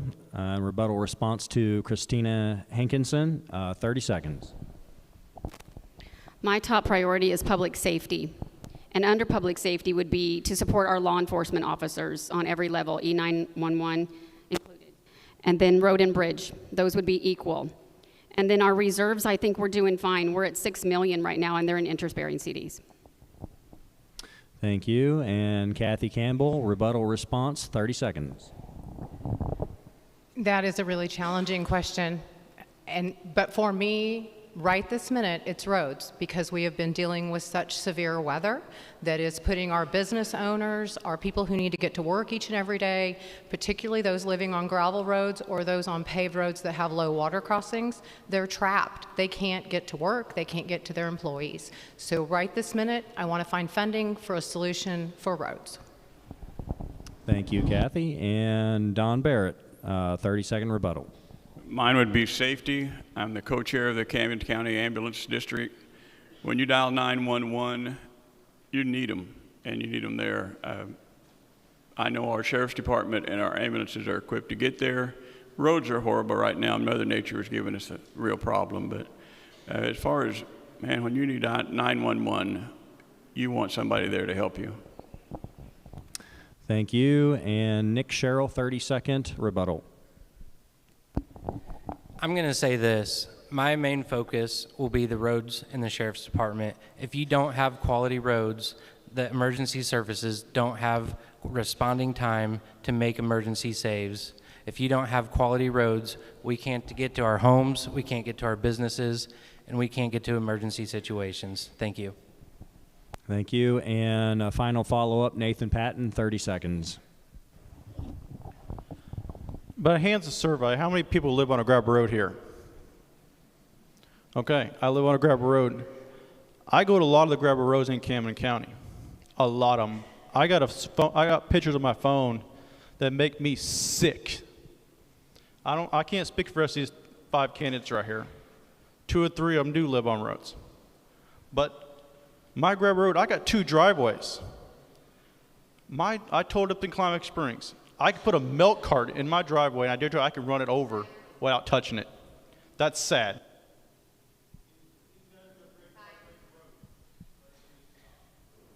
Thank you. All right, on to question 3. Kathy Campbell, we'll start with you. Camden County has seen budget fights, road disputes, lawsuits, and constant political drama. Where exactly has the county failed taxpayers? And what will you do differently? My primary goal would for none of you to ever see me on TV, on the radio, on anything that is part of drama, fraud, challenges, whatever. Only would you see the county commission if we were announcing something that was really, truly exceptional and new and good for the county. My focus is building a team within all the county elected officials to deal with some of the budgetary issues. We have to stop drilling holes in the boat. We have to get everybody in the boat, and we have to all start rowing in the same direction.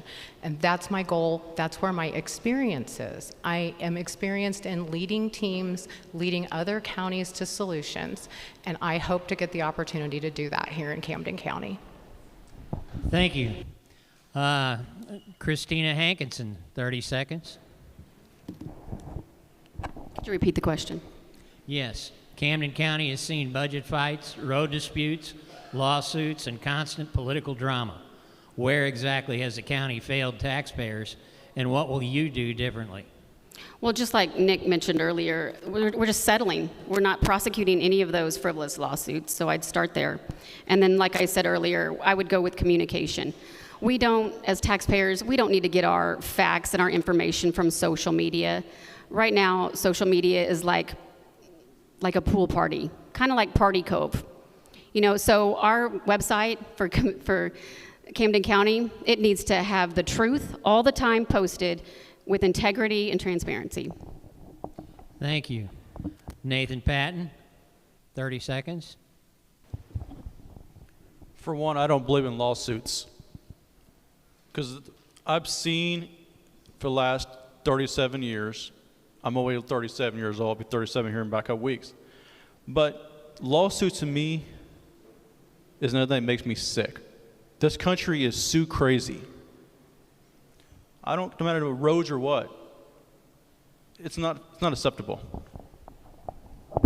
Thank you. The question again is Camden County has seen budget fights, road disputes, lawsuits, and constant political drama. Where exactly has the county failed taxpayers, and what will you do differently? Nick Sherrill. To the point on that, I believe that all of those things can be handled with transparency. If we have problems in the courthouse, we can solve those. If we have disputes, we can list those in meetings, and we can make time for the people to come in and voice their opinions. And also, if we have any lawsuits, we need to fight them. Thank you. Thank you. Bill Walker, 30 seconds. Well, to answer your question, where has the county failed the public, my opinion would be in the taxes that you all voted in for to go to certain places like road and bridge and law enforcement. And in the past several years, it has been more toward general revenue, and what we need to do is try to get it back to where it needs to be, which is not an easy task. It will take a lot of us, a lot of training, a lot of going through the budget and figuring out where we can cut and what we can move to. Thank you. Don Barrett, same question. The presiding commissioner is not only the financial leader in this county, it also, you have to have leadership, you have to show up and do the job. It's not a part-time job. We're governed by statutes and laws and rules. It's in the book. And as long as we do that and take care of business, I don't see a huge problem. It's just like we're lacking in leadership, and I would like to supply that. Thank you. Thank you. Kathy Campbell, follow up, 30 seconds. I really want to make a wise statement, but at the same time, I think let's be honest with everybody that's sitting in this room. There have been a lot of factions and people working against one another outside of the building as well as inside of the building, working very diligently to break this county. And my goal would be not to be associated with any one particular fashion, but instead to listen to a broader sense of what this entire community wants and needs, and then lead from that position of servant attitude. Thank you, Kathy. And question number 4 is to Bill Walker. Bill, data centers have become a hot topic in the past few months. Supporters say these large investment projects can bring millions, sometimes even billions, into a local economy, creating temporary booms for construction and attract technology companies. People who oppose data centers say they can cause health risk, damage water resources, and place demands on our already stressed power supply grid. Does Camden County's ordinance regulating data centers address these concerns, or do you feel it is another example of the government picking winners and losers? 1 minute response. I think the Camden County Commission has done a very well job putting in the policies and statements about data centers. We really need to look at data centers and the compact of what they can have on our environment. We all know Lake of the Ozarks is a destination to come and enjoy for tourists. We lose Lake of the Ozarks or anything about Lake of the Ozarks, we don't have a home anymore. I grew up here at Lake of the Ozarks. This is my home, and this is why I'm up here today, is because I love this lake, this country.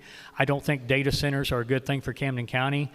Many Camden County people have come to the meetings, packed the courthouse to say, and I was so excited to see people standing up and giving their opinion of what they want. We are stewards of you. We do what you want us to do. We can't come in and just say this is how it's going to be. We want to know what you want, and as far as I'm concerned, it's no on the data centers. Thank you. Thank you, Bill. And Don Barrett, 30-second response. For me, it's a flat no on data centers. The biggest problem that we have, everybody talks about the water usage and the noise and using up all our resources. It's what they leave behind that bothers me, is the heavy metals. Every time they flush that system, they don't go away, and they cause cancer. And it's proven and proven and proven. So it's a definite no for me. Thank you. And Nick Sherrill, 30-second response. Well, my response to the data centers is it's illegal to, you can't tell somebody what they can and can't build on their own land. I want to applaud our current commission for going forth and setting strict ordinances. And I believe that that needs to continue and to be something that we need to maintain and continue bringing strict ordinances to defer them from building them here. Thank you.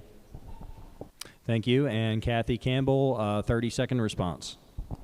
Yes, I'm on the record as opposed to data center development here in Camden County. I do have concerns with the current ordinance and its statutory or constitutional provisions that underlie the ability of a county commission to adopt that ordinance. And I look forward to an opportunity to work with planning and zoning, enhanced enterprise zone, TIF districts, and others to add the proper NIAX codes to their documentation so that we can appropriately restrict development if it comes this way. Thank you, Kathy. And Christina Hankinson, 30 seconds. The people of Camden County came together, no matter what their differences were, and said no. And the commission responded appropriately. I agree, no data centers. There are other opportunities that we could use for economic growth, and I say we pursue those opportunities. I think the ordinances that are in place are on a good start. It's a good track, and we'll keep those strong. And you have to remind yourselves that when people come to us claiming that they're going to bring economic growth, are they telling the truth? Is it fair to everyone concerned? Will it build goodwill with everyone involved? Thank you. And Nathan Patton, 30 seconds. Well, the data center, I've been doing a lot of research on it. They got one in Kansas City, getting ready to build one in Festus, and getting ready to build one in Montgomery. The one in Kansas City has no wildlife growing around it.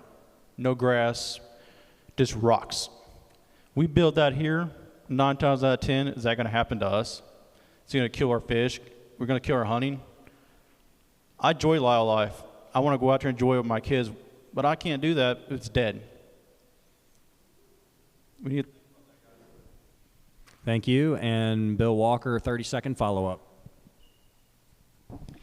Again, I just wanted to say that when you elect me as your presiding commissioner, I will fight against the data centers. I will not let them in. I will continue on with what the current administration has done, and I will not be a rubber stamp to what comes across my desk until I completely read it, understand it, and know it's the best for this county. Thank you. We'll now go to the fifth question. We'll start with Christina Hankinson. In your candidate announcement, you all talk about accountability and openness. In the spirit of accountability, what commission decisions would you have voted against in this last year and why? Thanks for the hardest question yet.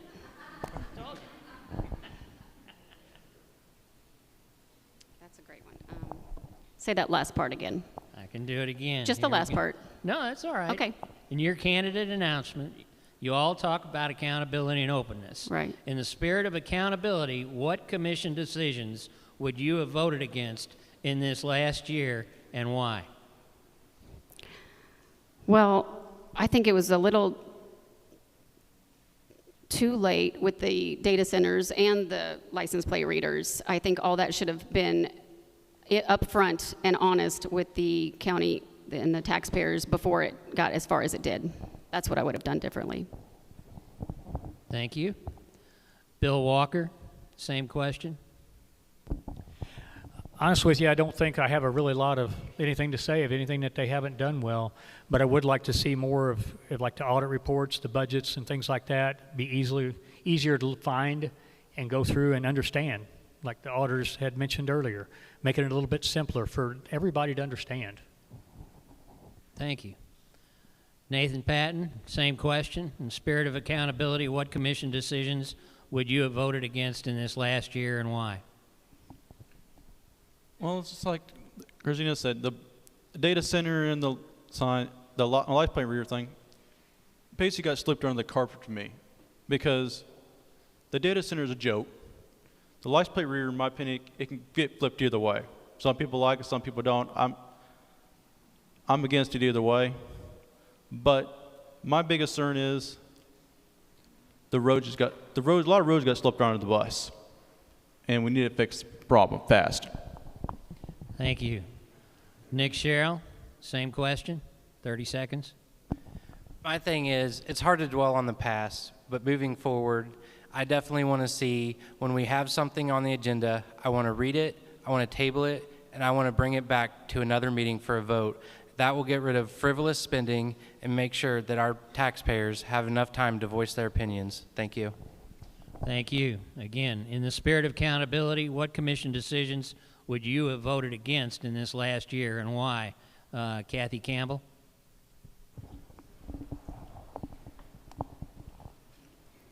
First and foremost, I intend to follow the laws of the state of Missouri, and one of the first ones that I would have not done would have been to release draft closed session minutes of the county commission as a public announcement to the newspaper or the radio when they had not been verified or vetted. That will not happen. I intend to follow the Sunshine Law thoroughly and completely, and I will not be releasing closed minute sessions without approval of the entire commission. Thank you. Don Barrett, 30 seconds. One of the biggest things we have a county attorney, but yet we have to hire an outside group to come in and do investigations for us. And that I don't approve of. Thank you. Follow up with Christina Hankinson. I appreciate that. In my top three, it would probably be the budget. I also want to just add that I totally disagree with the budget cuts that they made to Road and Bridge. I'm glad I had a chance to follow up. Thank you. Thank you. And question 6 will be to Don Barrett. Don, it was estimated a few years ago that Road and Bridge would need roughly $100 million to improve all of the paved county roads to a good rating. Given the current cost of petroleum and overall rising cost, How would you propose to accomplish this? Would you push for a tax increase or a combination of cuts? Voters are looking for answers, so please be specific. 1 minute response. I've been down here a long time. We've had a lot of miles blacktopped. I don't see how we're ever going to get everybody a blacktop road in front of their property.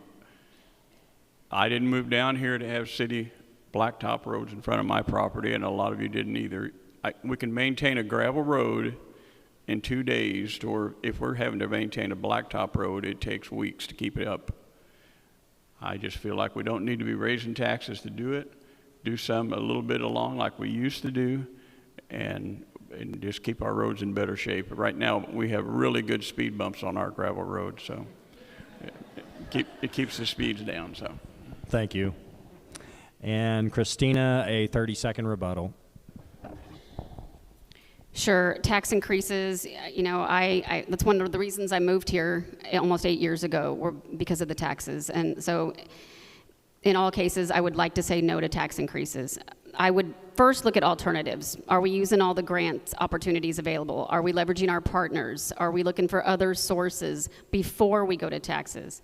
And if there needs to be a tax increase, if there is, then we need to be honest with our taxpayers, and we need to make sure that the ballot language is very clear that it goes to Road and Bridge. Thank you. And rebuttal response to Kathy Campbell, 30 seconds.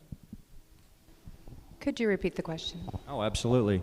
It was estimated a few years ago that Road and Bridge would need roughly $100 million to improve all of the paved county roads to a good rating. Given the current cost of petroleum and overall rising cost, how would you propose to accomplish this? Would you push for a tax increase or a combination of cuts?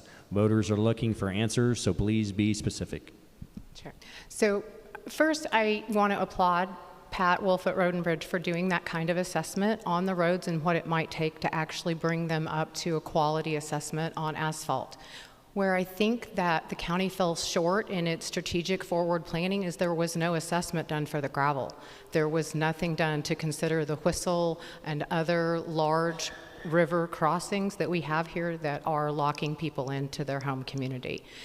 I will be seeking bridge replacement off systems dollar match grants, as well as FEMA mitigation and FEMA replacement grants to begin the reconstruction that's necessary. Thank you. And Nathan Patton, 30-second response. For one, I want to know where that money went.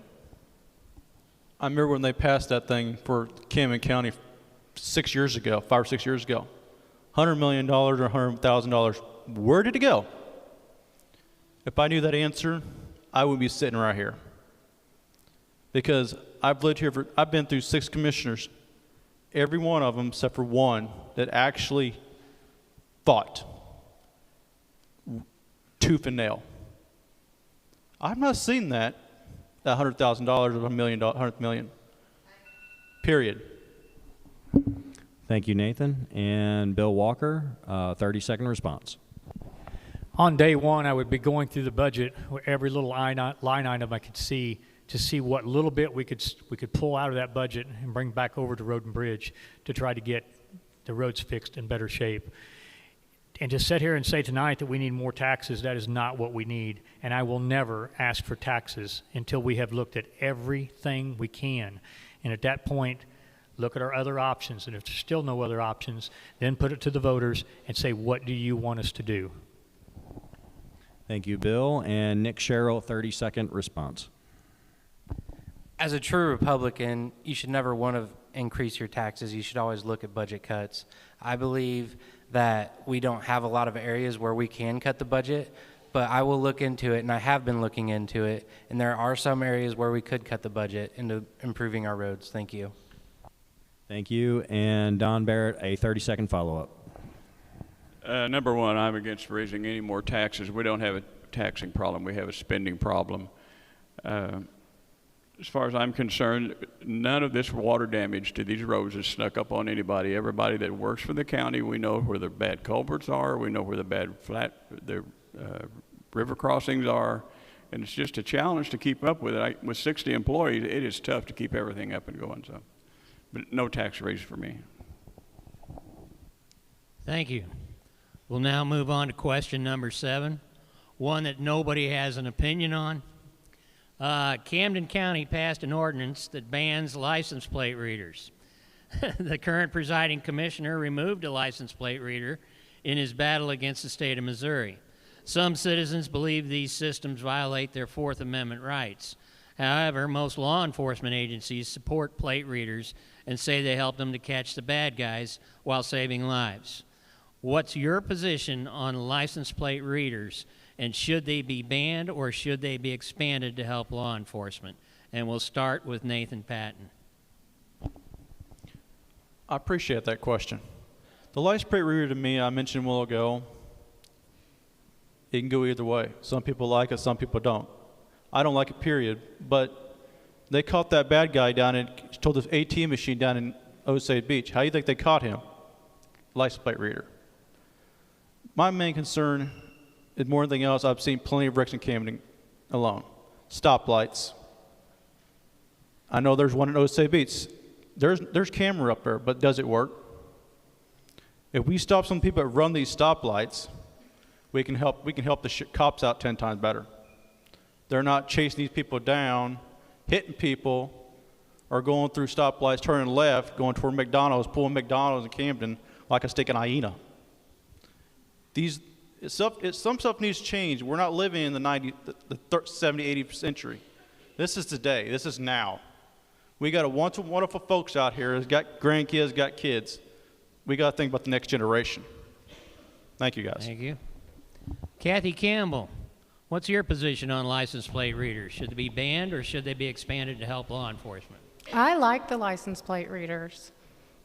And the reason that I do is that Jared and I have 4 girls. And if one of those goes missing here, I want every law enforcement officer who has the ability to utilize a license plate reader to be trying to find my child. If my parents, who are in their 80s and early 90s, have a silver alert for one of them, and we can locate their car or locate them, I want to be able to do that and have it. The Supreme Court has also ruled on this, that they are legal, so I intend to follow the law, and if the law enforcement pursues it, I will approve it. Thank you. Bill Walker, your opinion on license plate readers? My opinion on the readers is it started out as a good idea, but what concerns me the most about them is who is collecting the data. What are they doing with the data? As much as I hate to say it, I would trust the state of Missouri to have the data and use it more than I would the third-party country or third party.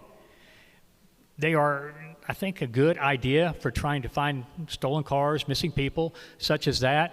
But it gets scary, just like our cell phones. Everything, we're tracked. Everywhere we go, we're tracked. And who uses that information? Thank you. Thank you. Nick Sherrill, you got an opinion on license plate readers? Oh boy, do I. All right. You know, my opinion on license plate readers is frank. If my son goes missing, I want the police department, the sheriff's department, and every agency to have every tool that they could find him. But also with that, I want to make sure that they're being used properly and that not being used in an ill manner. Thank you. Thank you.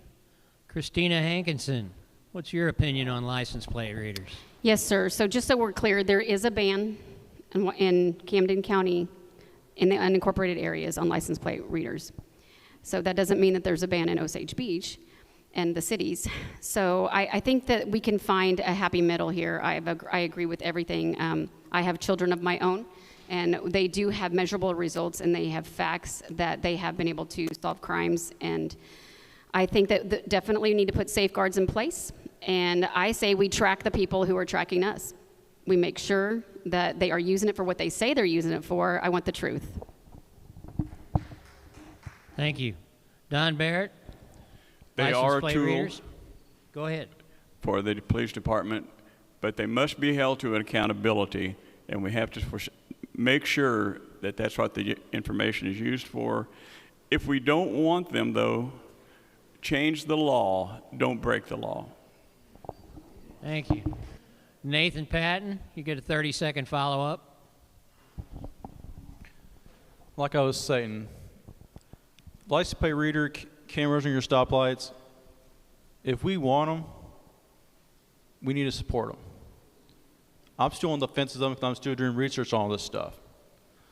But like Kathy does it, if somebody takes my kid, I'm coming after you. Because a lot of the law enforcement, they got their hands full in the Lake Ozark anyways. I got a great guy back here in the very back. He's busy in Lake Ozark.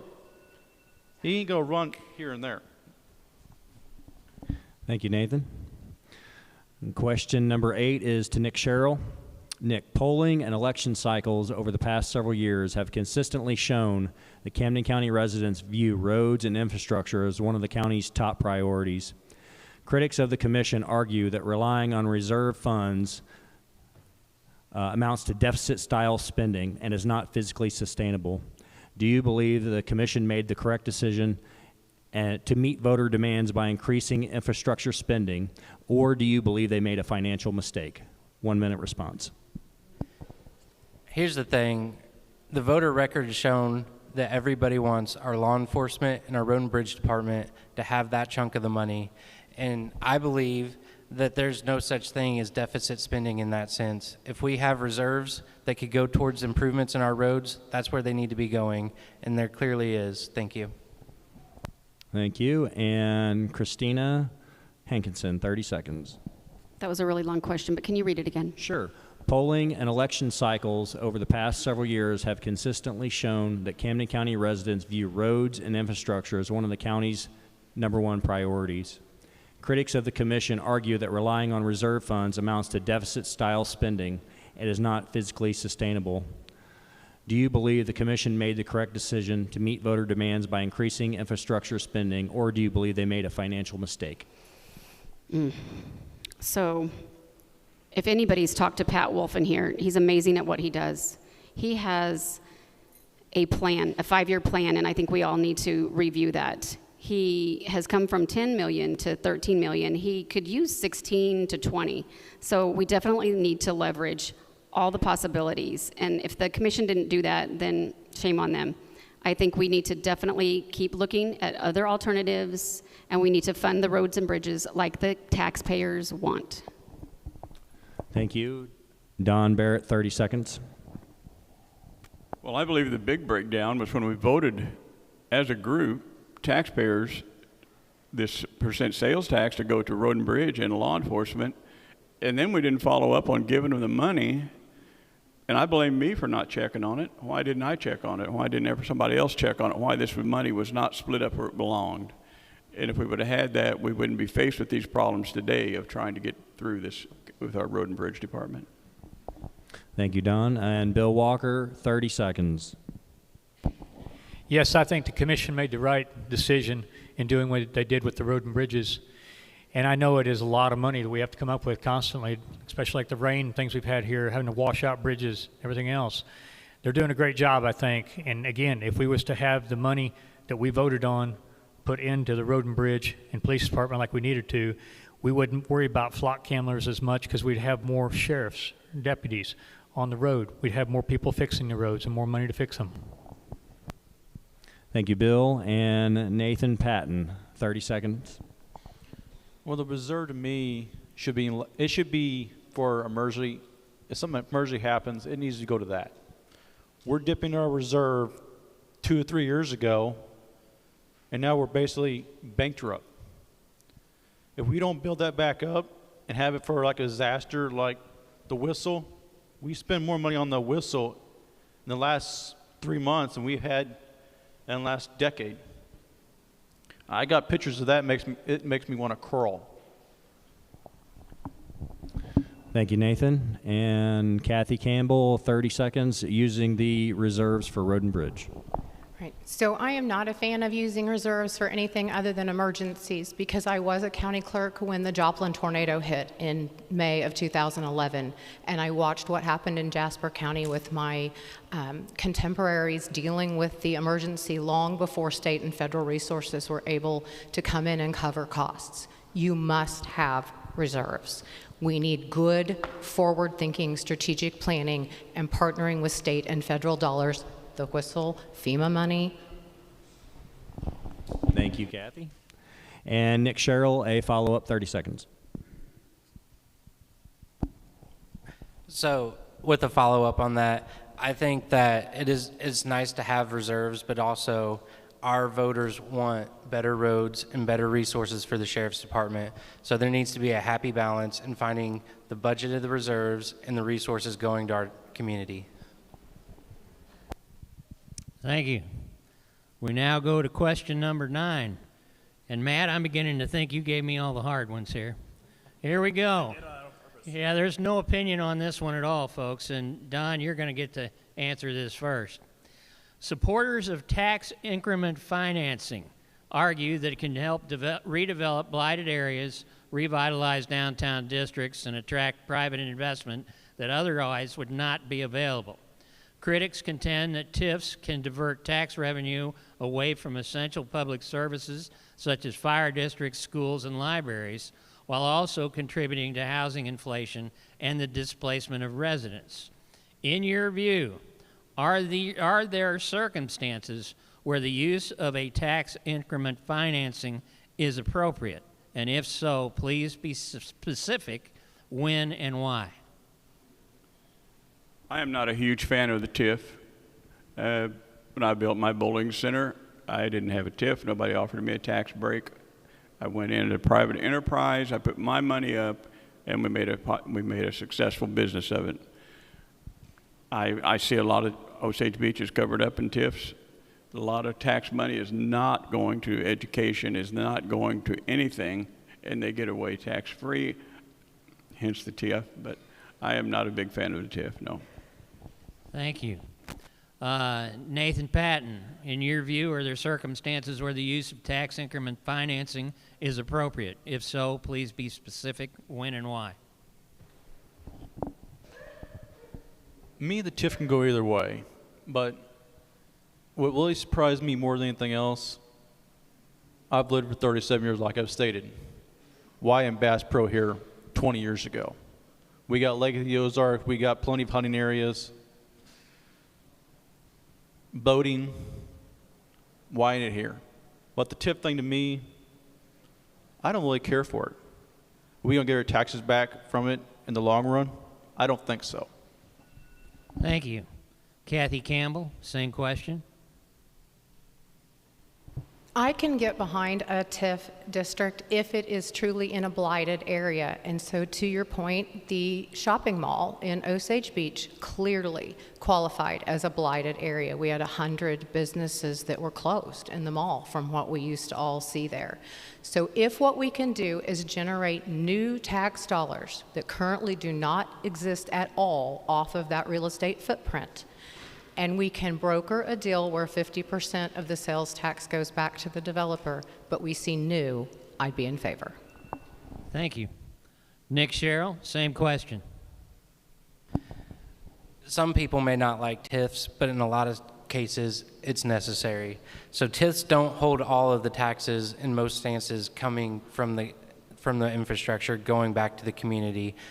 You know, there's usually a % of tax withheld and the rest go back into the community. And I think with a good TIF brings in opportunity and possibilities that we wouldn't further have. Thank you. Bill Walker? I think as an example of a TIF, like she said, Bass Pro, which is going to bring in a lot of jobs, will be very good for the community. But the flip side of a TIF, I think, is if you were to take like Jack's Sporting Goods in Camden and put a Menards next to it, you would run them probably out of business. That's where on the downside of the TIF, I think. It just depends on the situation, if a TIF is needed or not. Thank you.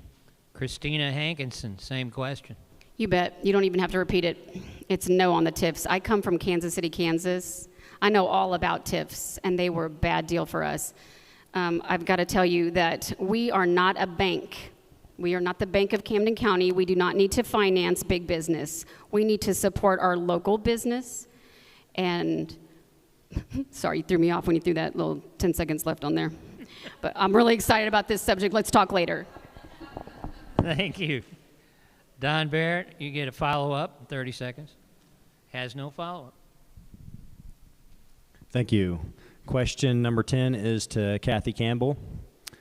Kathy, you have made disagreement with the current presiding commissioner a point of your campaign, claiming he has installed himself as a king in an era of no kings. Which policy or directive enacted by the current presiding commissioner do you disagree with the most? What would you do differently? 1 minute response. Yes, the presiding commissioner of any county in the state of Missouri does not have unilateral ability to run the commission nor the other elected official offices. And if you would take time to talk to any seated office holder in this county today, and they were truthful with you, they would tell you that they are facing a hostile workplace, they are facing difficulty within their offices, as well as with their budgets and with their management of their own staff. Someone who is put into a leadership position, who I will tell you I supported, until I saw his behavior. And I have seen him over and over again attempt to have singular and unilateral control over the county. The presiding commissioner job is an administrative job. It is not a political job. It's not a bully platform. It is not to be up in Jefferson City pushing a single legislative agenda. It's to manage the budget and the finances of the county day in and day out and have everybody working together on the same team. And that is my goal. Thank you, Kathy. Bill Walker, 30-second follow-up. I think saying that somebody's a king is probably a pretty wild statement there myself. But if you're a presiding commissioner and you're just going to sit around and let the people run over you, then we have no control over our county. Somebody has got to step up and be a leader and say, this is how it's going to be, this is what we've got to do to make things happen. Thank you. Thank you, Bill. And Christina, 30 seconds. Sure, I feel like that question was just for Kathy. Was there a question in there for the rest of us? The question was to Kathy, and you can respond however you like. Okay, say it again. What's that? Could you repeat the question? Sure. You have made disagreement with the current presiding commissioner a point of your campaign, claiming he has installed himself as a king in an era of no kings. Which policy or directive enacted by the current presiding commissioner do you disagree with the most, and what would you do differently? Well, I would be the servant leadership that this county needs. There's not just one commissioner, there's three. And even though the presiding commissioner is the tiebreaker, he works with the other two commissioners. So that's a team, that's teamwork. There's also department heads and elected officials that he's going to partner with, and that's who I would partner with. And I'd have to leave it at that. Thank you. And Don Barrett, 30-second follow-up. Well, the biggest problem I have is when you have an elected official and they become the king, and it's not just one, it's been several and in several different places. You're not. You are there to serve the people, not advance your own agendas. And that's the big thing that I have. That's the problem that I have with what's going on right now. And I don't believe we should be working for the people, not our own personal agendas. Thank you, Don. And Nathan Patton, 30 seconds. Well, my honest opinion on that is the people voted you in. 9 times out of 10, they can vote you out. I'm going to work for the people. I'm not working for myself. And I said the same thing in Colonial Springs. If you pull your driving license out, you pull your Social Security card out, what's the first thing you see on it? Capital letters. They can government owns you. They can take you out, snap of your fingers. I'm not working for myself, period. Customers come first, employees come first, but also the people come first. Thank you, Nathan. And Nick Sherrill, a 30-second response. Thank you. Since the question wasn't directed towards me, I'm going to talk about my big goal in becoming the county commissioner, and that is bringing transparency to the office. My big thing is I want to bring things, put them on an agenda, read them, table them, and bring them back for a vote on a next meeting. Thank you. Thank you. And Kathy Campbell, a 30-second follow-up. I don't think that's necessary. Thank you. All right. Here we come to question number 11. Bill Walker, you're going to start this one off. Presiding commissioner often needs to build consensus among associate commissioners. How would you handle internal disagreements or political gridlock while still moving county business forward? Bill? Well, the first thing we're going to have to do is sit down and talk about the problem that's in front of us. If somebody's got a problem, we need to sit down and talk about it, not Start on Facebook or something like that, or drama here, drama there. Sit down and talk about it. Most things can be worked out. Everybody's going to have a different opinion of how they do things, and what their opinion is probably always right. Yours is always right. But the first thing we're going to have to do is remember that we're all here to do one job. We're not all here to come in and go to a barbecue at somebody's house this weekend. We have to make tough decisions, and we have to do what needs to be done for our county. And sometimes people are going to get upset, but it's what we have to do in the end. We have to step up and be what you elected us to be. Thank you. Christina Hankinson, same question. How would you handle internal disagreements or political gridlock while still moving the county forward? Well, I would avoid them. I would make sure that on day one, I would bring all the people together. I'd bring all the department heads, all the officials, all the elected officials, and have a strategic plan and have everybody have input with that strategic plan, have everybody on the same page so we're not all going in different directions. And as long as we all know where we're going, we all have the same vision, we all have the same mission, and we all have the same values, and that is that we are working for the people, then you're going to avoid a lot of those arguments. Thank you. Nick Sherrill, same question. Government is not always going to agree on things. You know, it took 117 days to write the Declaration of Independence. And with my thing, here's the thing. When you're in that office, you have to be able to compromise. And that is being level-headedness and the willing to work with others. Thank you. Same question. How would you handle internal disagreements or political gridlock while still moving county business forward? Nathan, Patton? Kind of like Christina said, my first order of business would call all my road people in, everyone that's got a county job. Pull them to the side and say, hey, let's have a meeting this so-and-so time. Let's handle business, get everyone on the same page. Right now, no one's on the same page. I don't care who you are. My second thing of priority is get with the schools. FFA, let's get them a group so they can raise money for their chapter. Thank you. Don Barrett, same question. Every department is that we have an elected official, and they all have an opinion. The people voted them in for their opinion, and I think we should be able to compromise with them and appreciate where they're coming from, not just my own opinions on what should be done, and put all of that into their discussion and come up with a compromise. Thank you. Okay, Kathy Campbell, how would you handle internal disagreements or political gridlock while still moving the county business forward? Sure. One of the most important things would be to look at how other first-class counties work through those problems. We do not need to reinvent the wheel here. And one of the most important things I would like to implement is based on my 23 years of experience in local county government, and that would be a monthly county elected officials meeting where we sit down and actually talk about what's happening so that we can work things out before it comes to social media, to the news, and to other issues. We are adults. We all have bank accounts to keep track of, and we can work together. Thank you. Bill Walker, follow up? I think my last statement would be simple. United we stand, divided we will fall.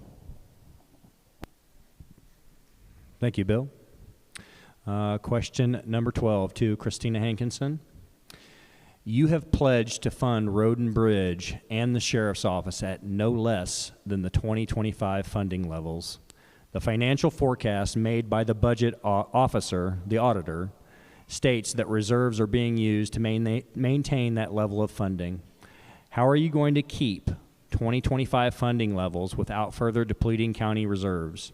Are you going to push for a tax increase or cuts to other departments?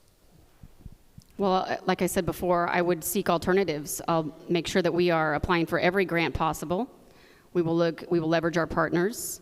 We will find out where the money is. And then what we'll do is we'll take it to the county. We'll take it to the people. We'll show them Pat's plan, and we'll ask the people if they are okay with a tax increase. If that's what they want to do, then that's what we'll pursue. But if they absolutely say no, then I also say no. Thank you. And Nathan Patton, 30 seconds. Well, the tax thing to me is I don't want to raise taxes, period. If I had a choice, I'll get rid of taxes altogether. Property tax, income tax, especially property tax. But the tax thing is on roads and all that stuff. I don't care for it. I'm sick of my taxes going up. When I first started driving, I was paying $60 to the county every year. It's tripled that. I don't like it, period. Thank you, Nathan. And Kathy Campbell, 30 seconds. The 2025 funding levels pledged by Christina. How would you handle that?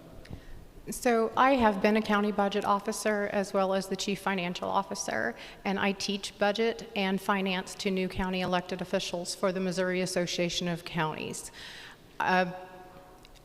I understand why Christina may have come to that thought when she was putting together her announcement, but there is a formula for how budgets are put together. It was touched on briefly with the auditor's discussion earlier, but you should not fund more than 94% of the prior year's guaranteed revenues. You cannot inflate. Thank you, Kathy. And Don Barrett, 30 seconds. There are federal grants available, and the current administration that we're not running against because he's not running as an incumbent, but he didn't want to take federal money, but that's all our tax dollars, and we need to get our little piece of the pie back. Also, when you have a settlement of $750,000 to one person and $15,000 to investigate another person, it's just a waste of money, and if we put all that together, we can have our road and bridge and sheriff's department in good shape. Thank you, Don. Nick Sherrill, 30 seconds. Sure. The question was to Christina Hankinson. You have pledged to fund road and bridge and the sheriff's office at no less than the 2025 funding levels.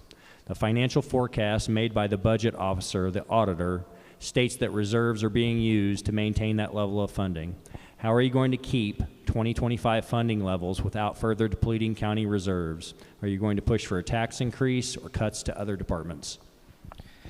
Yeah, to touch on that, a lot of people talk on grants, but not all grants are great grants for the county. You need to really dig into these grants that everybody wants to bring and look at the MOUs towards them. There are some great grants out there and some great resources to bring in, and there's also some good experience and some bad experience to look at. Thank you.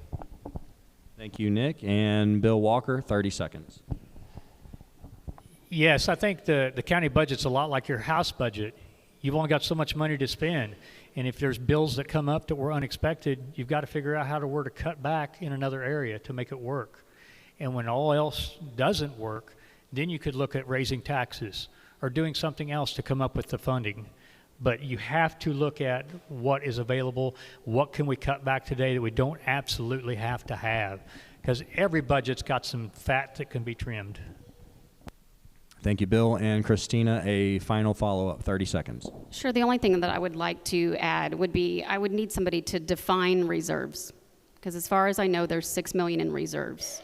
So I've heard other people say there's $24 million in reserves. So I would like to get a clear answer on what that is.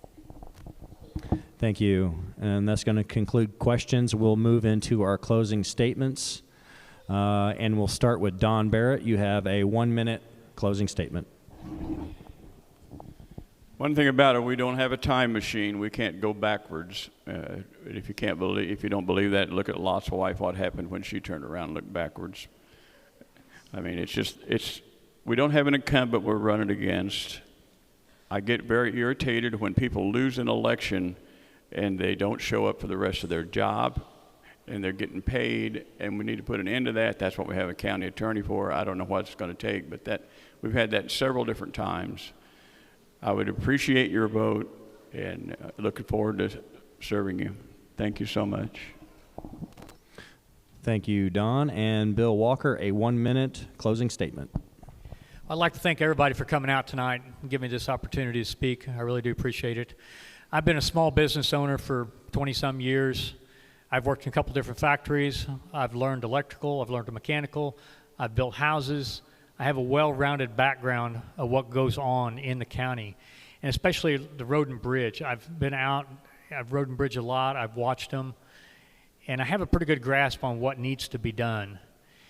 And I want to ask yourself tonight, when you're going to the poll, what are you looking for? Are you looking for somebody that can get the job done? You want somebody that can make a good speech? Or what do you want? Do you want boots on the ground? That's the question I want you to ask yourself on August 4th. And thank you all for having me out here tonight. Thank you, Bill. And Nick Sherrill, 1 minute closing statement. If elected, I won't claim to have all the answers, and I believe that anybody that does really has some room to improve because nobody has all the answers.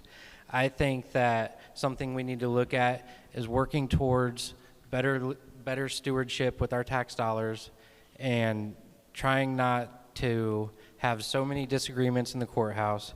And infrastructure and development need to be monitored, regulated, and watched over. Thank you. Thank you, Nick. And Christina Hankinson, 1 minute closing statement. Thank you. At the heart of my campaign is a simple but profound conviction. The presiding commissioner of Camden County works for the people, not the other way around. It is a way of life for me. That's how I live my life. That's how I live my marriage. That's how I live my current position. So that's how I live my charitable life as well. I am in the Rotary Club. I have been a Paul Harris Fellow. I firmly believe that I know that there are over 340 charitable foundations in Camden County alone. People in this county, you want to give. You will give when you want to. You don't want the money taken away from you. You don't want to be forced to pay something. So I believe in you, and I hope you can believe in me. Thank you, Christina. And Kathy Campbell, 1 minute closing statement. There are some really amazing people on this stage who put $100 down so that people could yell at them and say awful things on the internet. And if you didn't know that was happening, you probably should just kind of check that out all over. It's really unfortunate that we can't have civil discourse about what needs to happen in this county as we go forward. I think that my ultimate goal, after living here and watching the government consistently since 2010, was that I could not live here any longer and know what I know and do what I do as a local government expert and not pay my $100 and throw my hat in the ring. Because I do know how to do a balanced budget. I do know how to work with the auditor, the treasurer, the recorder, the sheriff, and etc. I am proven at building teams, building strong counties. And I intend to do that for Camden County. And I hope that you will all see in me an opportunity to take this county into the next 100 years. Thank you, Kathy. And Nathan Patton, 1 minute closing statement. Like I was saying, I've been here 37 years. Being a Boy Scout, I had one option when I was 15, 16 years old. My parents welcomed me and said, "Do you want to quit?" And I looked straight at them. If I quit now, does that make me better than I really am? I got my eagle, not because I wanted to, because it was something to me at the time. Just like this county. I'm not going to stop beside the road, not help somebody if I'm not willing to do it right now. This community is my life. Camden County is my legacy. I'm trying not to cry right now. If you vote for me August 4th, I promise you, you will see a leader of men come home. It says in Revelation, I can open a door, it can't be shut. We got to think about that. Follow your heart. Don't follow your brain. You open a door, can it be shut? Thank you, Nathan. Folks, I want to give them a big hand. It's hard to get up there and do that. It's so hard.